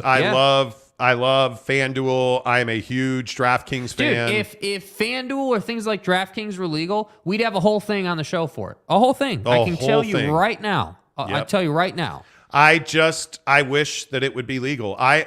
The hypocrisy that is involved in personal freedoms in this country is amazing to me. We have the personal freedom to own guns, drink liquor, smoke cigarettes, smoke weed. We can do all of that, but you will not gamble. Like that's crazy. We should be able to walk into Delta Center, Rio Tinto, Maverick Center, any stadium in this state. We should be able to walk into it, and I'm talking Rice Eccles and Lavelle as well, and place a bet on any sport we want to bet on. I am a big believer that there should be a sports book in every professional sports arena. There's just no reason for it not to be the thing. And yet I know that it won't happen I know that it won't happen, but I'm a big believer in it. Teddy says Prize Picks is legal here in Utah and FanDuel. And I believe we have one of our what's her name, JBE or TBE DraftKings. TBE, DraftKings. the best ever at DraftKings. Yep. I don't know her proper name, but that's her YouTube name. Yeah. Tom says daily fantasy is legal in Utah. It is. That's exactly right. I've played a lot of FanDuel baseball this past season. I love it, Teddy. I'm a huge fan. Like, DraftKings is my preferred app. I'm a big fan of daily fantasy on DraftKings. Yeah. But I would love to we should do a league of some kind. Yeah. Like daily fantasy on baseball, I love it. Yeah. I absolutely love it. And I just think the hypocrisy that's involved in it is it drives me crazy. Holabilly, ID gaff. Holabilly says, why I will always be that questionable figure. I don't you know. People still make their choices. Difference is the money leaves the state when you make it illegal. Yeah. Yeah. That's what I don't understand. Hey, but wait, you can always drive out to Wendover, Nevada. Like it's so Why dumb. would you want that? That's what I don't get. Like, why wouldn't you just want it to be here? Yeah. I think it is. I think it's commonplace in a lot of places. Was it 33 states now? Yeah, Massachusetts was the most recent one that finally legalized it. Arizona. Do you understand the mountain that was climbed in Arizona to get sports gambling to be legal? I can't. The fight, the community. It's unbelievable to me that it's legal in Arizona and Utah's like, no, it'll never happen. Constitution. Look at Mapes. Look at what Mapes is talking about here. A Monty member fantasy football league would be pretty sweet too. Yeah, we should do it. Neville93 says, I remember a couple of years back, I bet $5 and made 500 just like that. It is something that requires discipline. Yeah. Because you will lose your ass on it. There's no doubt about that. But Teddy says you can play daily fantasy on FanDuel, but you can't play the sports books on it. It's like making parlays. Yeah. And Jake has seen me win parlays in Vegas. It's been a while because Jake won't even walk into a sports book in Vegas without calling me a sinner. My biggest problem with sports books in Vegas, you're not a sinner. You're a sinner. You're a sinner. You You're took a a damn position. sinner. You're a damn sinner. My biggest problem with sports books in Vegas is the smoking. It really bothers me. I don't feel well for the time that I'm in there. Yeah, I But don't I love disagree with nothing you. more than sitting in a sports book watching games. Yeah. Greg Hawkins says a gambling ban in Utah is written into the Utah Constitution. Really dumb. I agree. Brett Burnett says we are sinners. Yes, we are. Sinners. So you better check yourself. My wife is convinced hell is not real. Like in her Can we get it? Let's make a poll that says, is hell real? Is hell real? Hell. Is this hell? Joshua says, agreed with smoking. I hate cigarette smell. I can't stand it. Yeah. I don't like breathing it. I don't like But being we around won't it. ban smoking, but we'll just make it so expensive that you can't afford to smoke anymore. Are you out of your goddamn mind? Because smoking, don't even get me started on how the medical industry funds smoking. Don't. Tanner says, if you think about it, Utah kind of is a theocracy. I don't disagree with that. Bob, oh, look at you, Bob Holsey. Good to see you, Bob. Bob! Is that a parrot in your avatar? Insiders say that Washington and Washington State do not want to be in the conference with Gonzaga. Why can't tell you unless it's anti-Catholicism? I don't think Speaking of it's sinners. You sinner. I don't think it is an anti-Catholic thing. I think it is a territorial thing. Spokane, Washington. Yeah. You can't tell me that Washington and Washington State and Spokane, Gonzaga are not competitors. They're competitors. And I say, hey, the more the merrier, because there is a belief today that we will get an invite to Gonzaga to join the Big 12 today. That will be approved by the Big 12 today. Does that happen? We'll see. I don't know if that happens or not.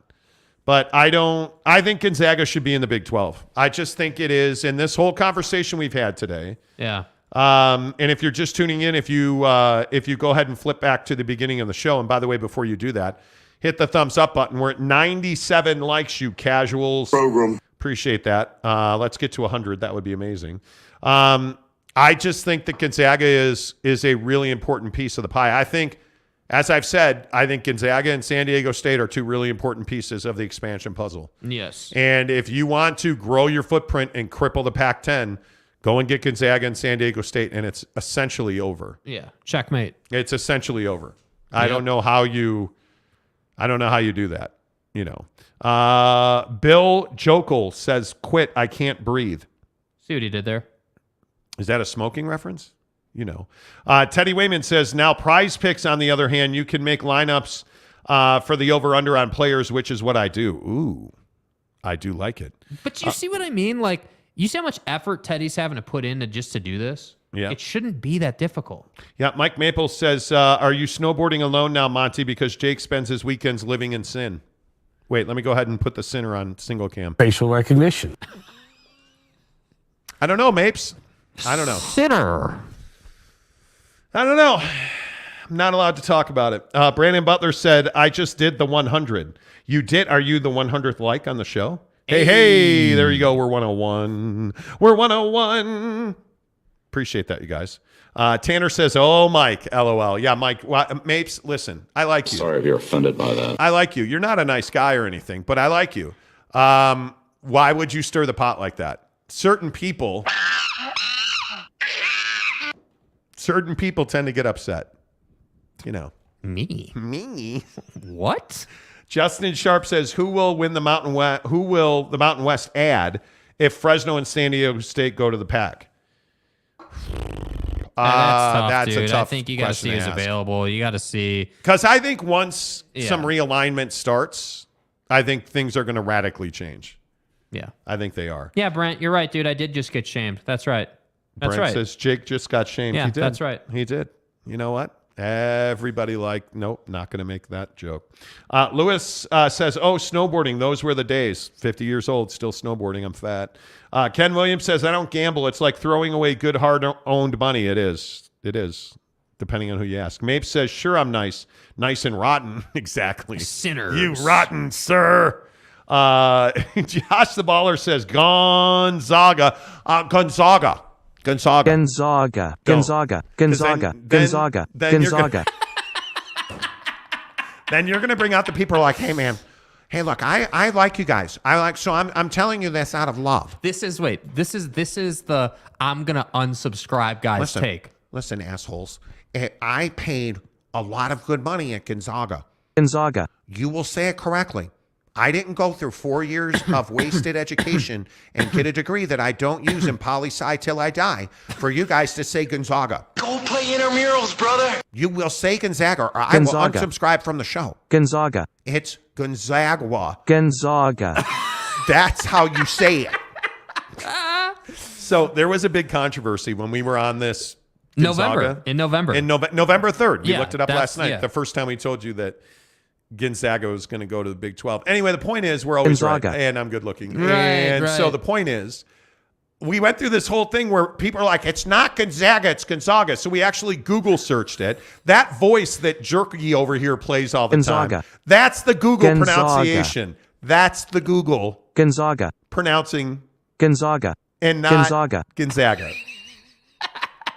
So we actually made an effort not to screw it up, and we screwed it up anyway. You know what I'm saying? Mape says Jake is on point with the drops today. No. Jaron Eccles says Teddy sits in his ice tub with his duck making bets like a king.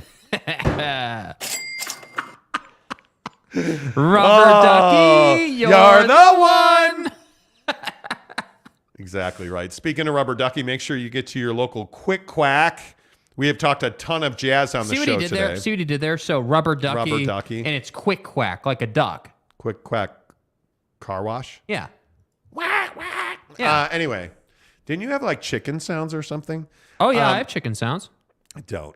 Quick Quack Car Wash, our absolute favorite car wash here on the show. There's no other, if we're being honest. The thing that we love about Quick Quack, you're in and out of there in 5 minutes.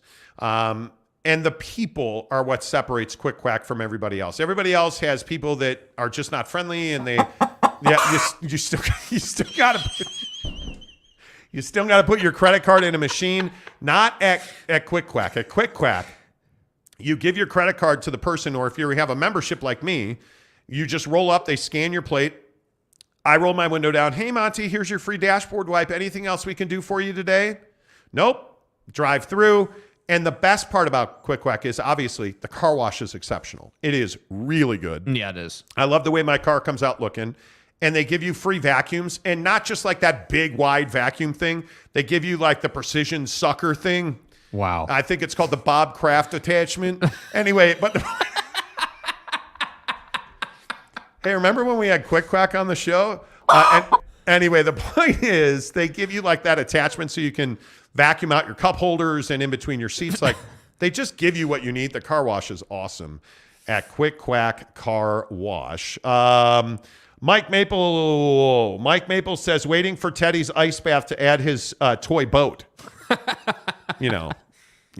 Talking with Raphael says that vacuum attachment is called the Moms of Draper. Yeah, so you go to this car wash and they have the Moms of Draper attachment.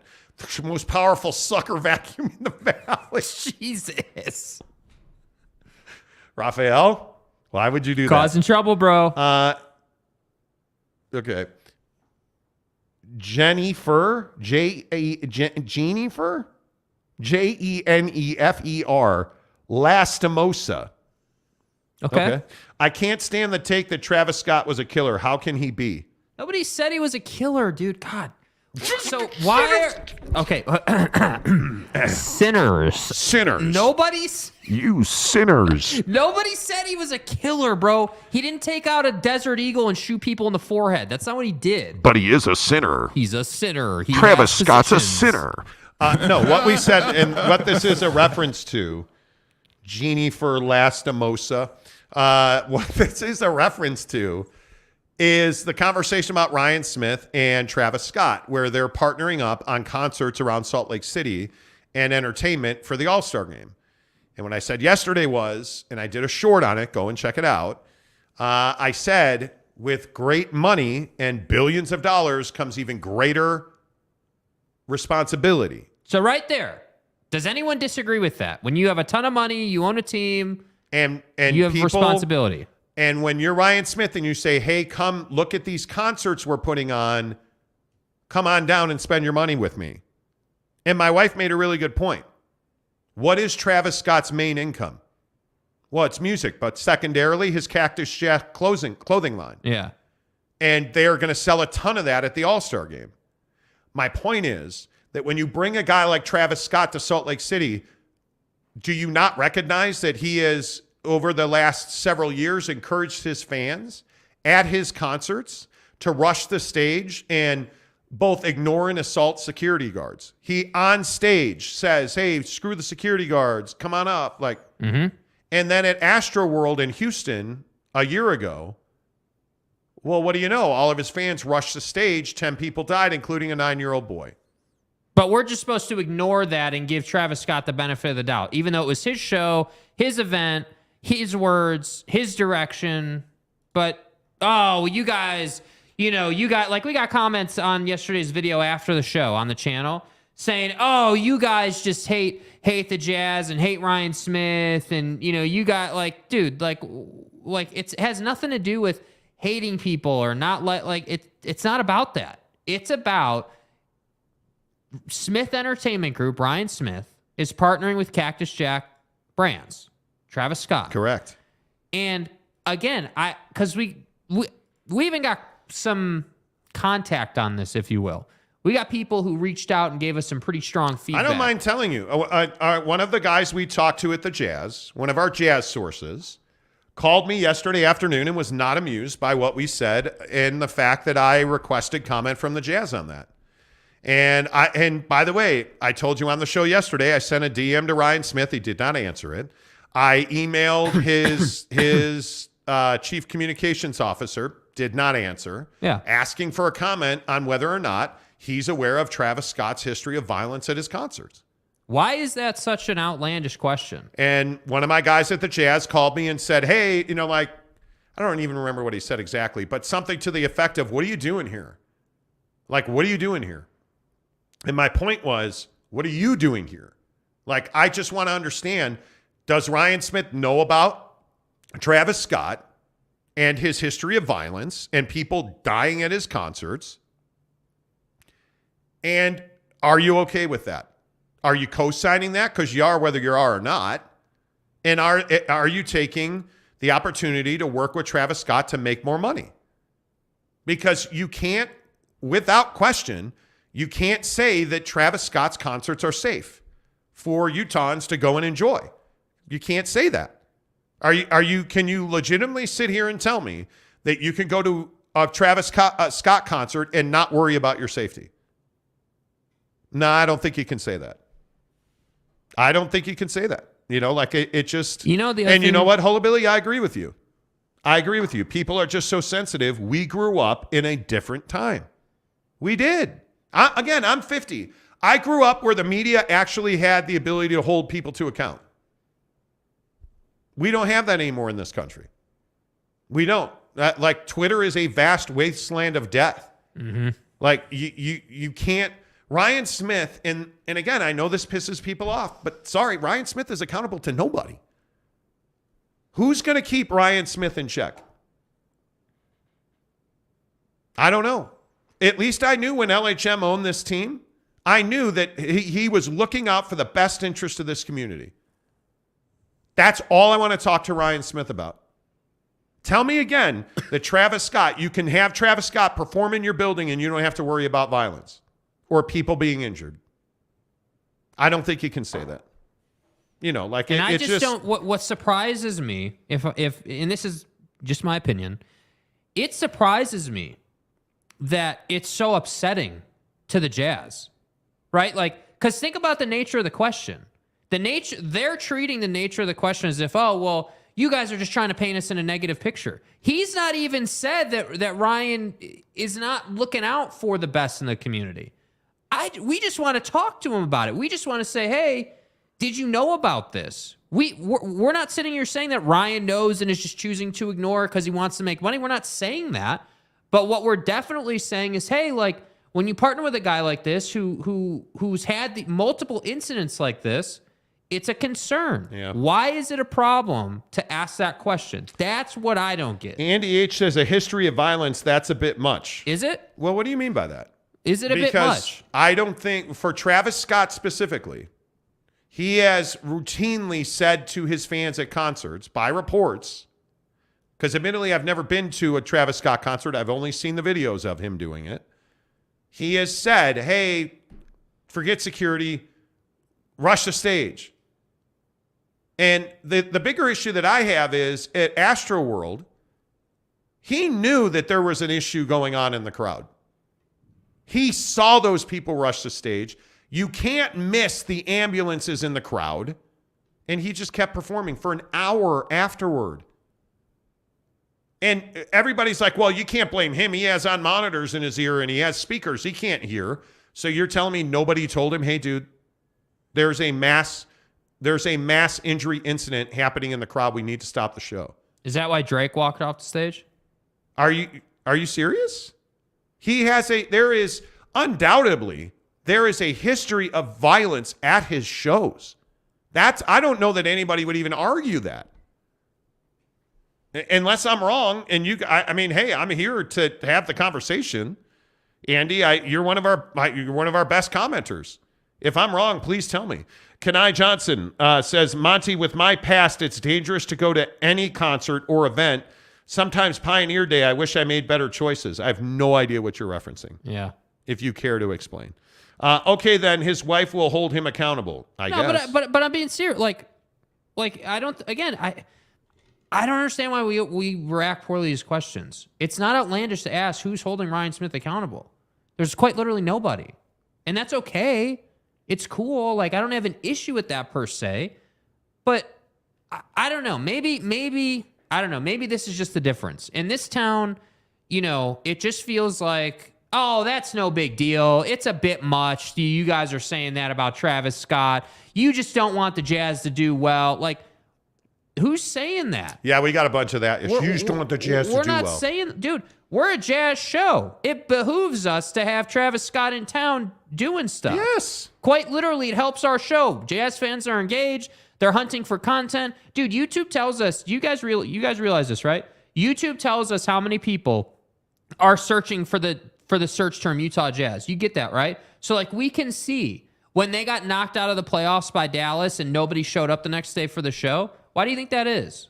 Because Jazz fans weren't on YouTube. They weren't searching for it. Yeah. Just like I can see when people are searching. So it behooves us for the Jazz to do well and for guys on Travis Scott's level to have success in this state. We want that. But what I don't want is Utahns being in danger at a Travis Scott concert because he wants to provide a, quote, outlandish experience. Which is what he said. In the That's video, what he said. He said, I want to provide an outlandish, snow-filled experience. So what am I supposed to take that as, man? Like, that's what I'm saying. Like, that's why I don't understand why we get calls from one of your Jazz guys, or like why people get all pissy about it. Because it's a legitimate question. We're just apparently uncomfortable, or people are too uncomfortable to have the conversation. And that's why I don't get it. I think it is the hard part about being in our position here on the Monty Show is, and I'm not ripping the media, but nobody holds Ryan Smith to account. Nobody holds BYU, Utah, the Jazz. Like, nobody holds them to account for the things that they do. And those are the preeminent brands in this town. But nobody's going to hold them to account. Who's going to question Ryan Smith? Well, you're going to lose your job if you do that. I'm not losing my job. I work for myself. We are independent. We are not kowtowing to anybody. The bottom line is this Travis Scott thing's a problem, and I don't think it's outlandish to ask the Utah Jazz for a comment. I don't. And to get blown off on it, and maybe she replied this morning, but it's a little surprising that the Jazz just straight up don't answer the question. And but you know what's they don't interesting? have to. Well, what's interesting, though, is a reaction to what you just said might be, well, it's only been, 15 hours, less than a day. How do you know they're blowing you off? The reason that I think they're blowing us off is because when we've asked in the past, we've gotten comment via email 10 minutes later, like 20 minutes later, very quickly. So they see it. I don't have any doubt about that. Yeah, they absolutely see it. Yeah. Anyway, okay. So what would this show be if we didn't talk about food? Mm-hmm. Now, we have to talk about sandwiches today. Fat! Because Sam's Club lowered the price of their hot dogs so that their hot dog and drink value meal is now $1.38. Because at Costco, it's $1.50. Mm-hmm. So they needed to undercut their sandwich promo to get under the price of the sandwich promo at Costco. You're casual. Because hot dogs are sandwiches. Anyway. I'm not playing your little games. Are you more of a... have you ever been to a Sam's Club? No. You've never even been there one time? Never. Costco guy all day. Okay. I think it's very interesting to me. That Costco... I think Costco hot dogs are amazing. They're all beef. They're unbelievable. Yeah. I don't like the hot dogs at Sam's Club. I don't know if they're the same. I've had one time, and you know what it was? The bun was not fresh. Fat! Everything at Costco is fresh. So the bun and the dog, I'm paying $1.50 because you know what Costco said? We're never going to raise that price. Yeah. And they haven't, and I love it. Yeah. Now, I don't eat hot dogs generally because it's, lips and ass that's in there. But, I am a big fan of the Costco hot dog. I just bought toothbrushes at Costco the other day. A new toothbrush. I like Costco. I'm a Costco guy, so of course I'm going to say. But this is a stunt. Yeah. Do you really think anybody's going to be like, oh, man, hey, Kenny, Sam's Club, $1.38, let's go. Do you think anybody's like... Let's go. Hey, Marlene, I'm going to make a run over to Sam's Club for a $1.38 hot dog combo. You want one, sweetie? Facial recognition. Walk on through that door. Walk on through the door. It's a stunt. It's a stunt all day. And I think that the trouble is Sam's Club knows there are too many Jakes in the world who have never been to Sam's Club. There are too many, oh, yeah, I'm a Costco guy. Been a Costco guy for years. Jake, hey, man.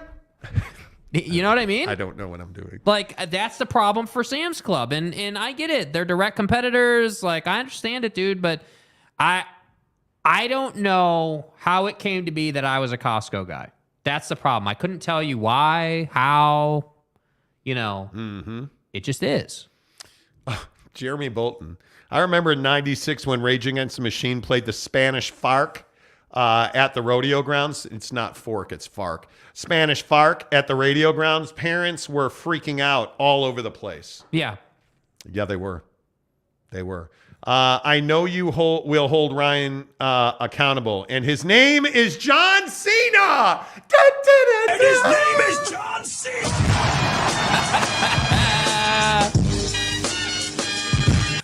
Brett Burnett says, food, got to get me some now. I'm so hungry, dude. So hungry. I've got to get control of my food. I have not eaten well the last week. But you're treating it like you eat like crap. You don't eat like crap. I don't, but I have not been eating as well as I should. And I'm really working on losing weight and being healthier. And I'm not doing cold showers to eat Mo Bettas for dinner last night. Yeah, but... Oh, my God. By the way, why did you have to bring up Mo Bettas? By the way, why on earth did Mo Bettas not have teriyaki sauce last night? Okay, this pissed me off. So we go to Mo Bettas last night at the district. Yeah, and it was good. And it was good. I got Palejo and one piece of teriyaki chicken. Chicken terry. Oh, excuse me. One piece of terry. Yeah. And she tasted great.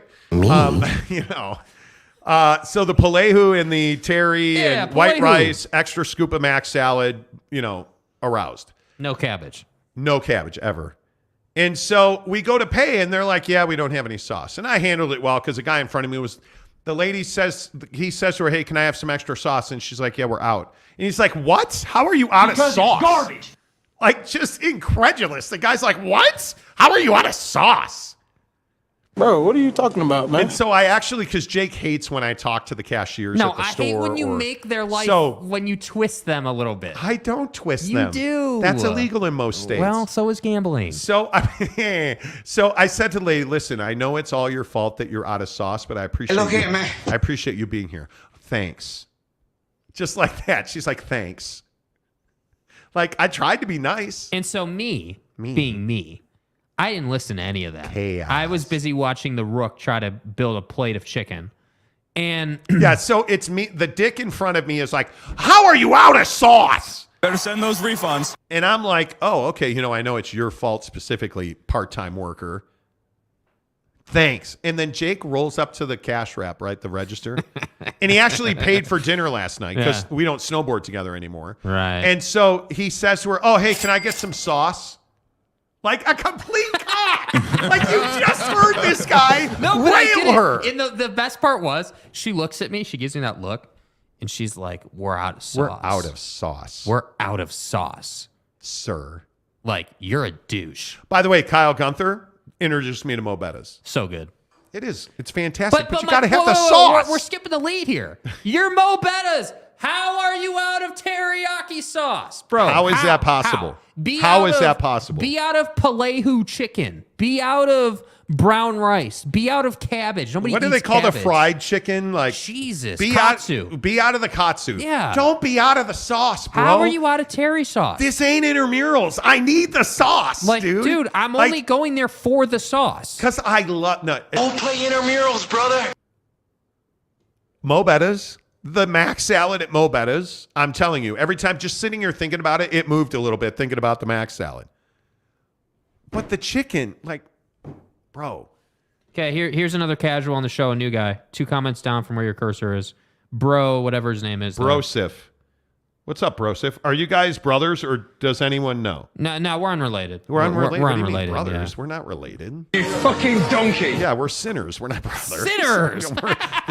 the only brothers Gonzaga. we're brothers in sin. Gonzaga. They're sinners, dirty and fungal. Brett Robbins says no Terry because they had to order blue cheese. Love you long time. Tanner says, I've always wanted to go to Mo Bettas. Is it good? Oh my God. Dude, you're casual, bro. Dude. Why do you say guys? Now, I'm telling you, I don't get to go out to eat much. What's the name of the buffet? Chuckarama. Guys, I don't get to go out to eat much. And when I do, me and Pops go to Chuckarama. What a stupid son of a bitch. And we get like the mac and cheese. If you can scrape it out of the bottom of that aluminum pan, Come it's on, man. amazing. And I'll tell you, the Salisbury steak, holy cow. I mean, the Salisbury steak that me and Pops get, jeez, it's unbelievable. The Mott sticks were amazing. And, you know, like, the only thing I don't like is the ranch dressing at Chuckarama is a little watery. But this Mo Better's place, is it This more Betters? This More Better's place, is it any good? Is more Betters where the sinners go? Now, and I'm just asking. Like, do all the sinners go to More Betters? Because it's not Chuckarama. So I mean, it can't. If it's More Betters, I mean, they don't what are allow, you talking about, man? And they're closed on Sunday, right? Like, I mean, you know, It's probably different than what you're thinking, though. and I'm curious now. Chuckarama allows me to bring in. I can put a leash on my white salamander and just kind of bring him in like a pet. He's a service. Guys.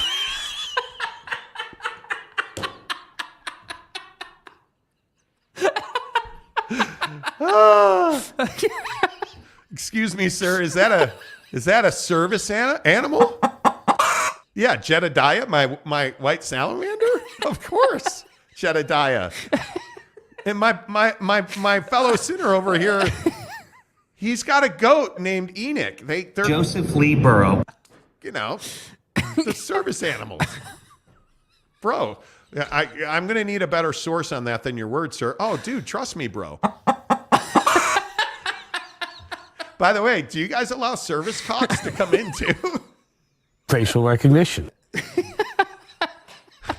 Oh my God. Wow, dude. Oh my God. Tanner, I'm sorry, bro. That was fun. Tanner, you know you're the best, right? Yes, Mayor for real, Mo Bolton. Bettas, you got to go to Mo Bettas. But, okay, this is your order, Tanner.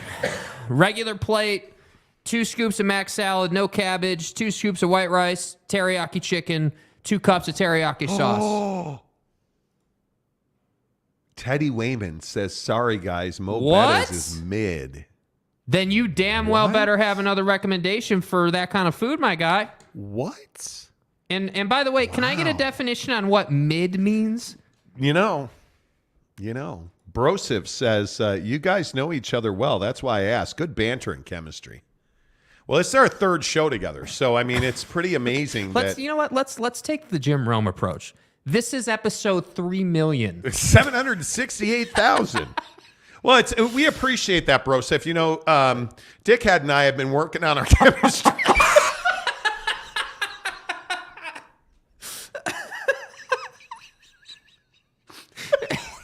I'm telling you, it's one of the best drops ever, dude.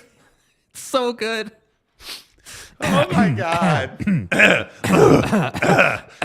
Yeah, I mean, we met on the Trax train. There were a couple of chicks. Ask Tanner. Tanner was there too. We were riding tracks one day, and these chicks were talking about soaking. Right. And so, you know, we were just chilling in the cut, and he's like, "Hey, I'm Luca," and I was like, "Hey, how are you? You got to do?" His name is John C. You know, like, hey, Luca, you want to do a show together, man? Maybe we should. What happened? I don't know. I feel like I just woke up from a coma and I've been dead for like 5 years. You know, let's see, 9:12 official time. The show going off the rails. Facts, dude. Louis Capazzo says Honolulu Grill in the Jeezy is pretty darn good. Ooh, that sounds good. Brett Robbins says Mo Bettas is mid, by the way, with all due respect. With all due respect, sir. With all due respect. All due respect. Oh, my God. Jeremy Bolton says mid equals Alex. That's not funny. No. CM says, what is Mo Bettas? Oh, Dude, CM, bro. Mo how do I ask this delicate? Have you ever had sex? Okay. I'm sorry if you're offended by that. Mo Betta's. That's all you need to know. It's, it is essentially Hawaiian food. So you get a... That's that Hawaiian food. You can get a lot of meat, bro. It is. I agree it's commercialized Hawaiian food. I can get down with that. But I enjoy eating it. It's good. And I know Mo Betta's is one of those deals where you're either about it or you think it's average. And I'm about it. Oh, this is crazy, man. Holabilly. Mike Maple says, Holabilly, you now have to cater the birthday bash. Exactly right. Exactly right. Teddy says, mid means it's okay, Jake. Not that great. Well, but do you have a recommendation or a replacement? Do you have a hole in the wall spot?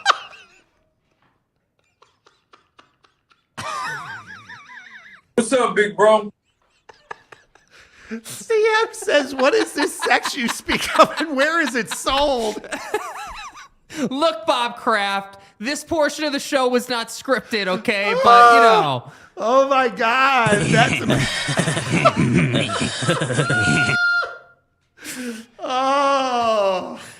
Mo Betta's is around, dude. What part of the valley are you in? Are you south, north? Because we go to the one at the district, 114th and Bangor.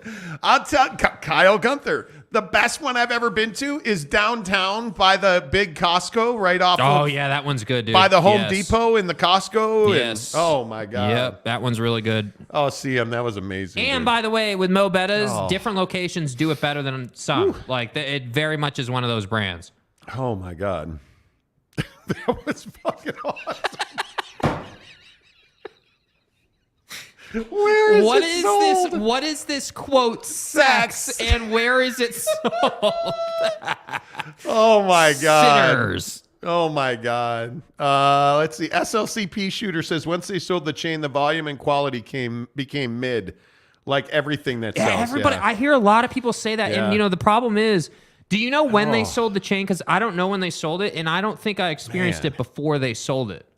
Man, Capazzo makes a really good point. Hey, CM, it's sold at Frump, Nevada. That's exactly right. Oh, if you know, you know. Oh, my God, CM, thank you for just absolutely putting a cap on the program today. Oh, my God. All right, tomorrow on the show, we'll obviously we have a lot more jazz. I have a feeling we're going to be talking to our jazz guy again today. I don't know that there's any doubt about that. Yeah, you know. Oh, look at that. Where's Jaron Eccles when you need him? No, keep going. Vic Fangio has decided to take the Miami Dolphins job as defensive coordinator. Well, so another great defensive coordinator off the market going to the Miami Dolphins. Appreciate you guys. James Knight says, welfare check on Tanner. He's gone to ground after your ruthless shaming. Okay, I need to play this chicken drop one more time, just for He's gone to ground. Oh, save Tanner. Help me. Oh, Rumble Island Grill. Yes. You know what I miss? I really miss Islands in Southern California. The chicken sandwich shack. Oh, my God. Yep. My sister-in-law, when we were there, we were leaving. She's like, yeah, all right, you guys drive safe. We're going to head over to Islands. Yeah. I'm like, so good. You guys are amazing. Tanner, peace out. Love you, dude. Holabilly, Nick Hines. Mapes. James Knight. CM. Capasso. Down in the Jeezy. Yeah. Peace out.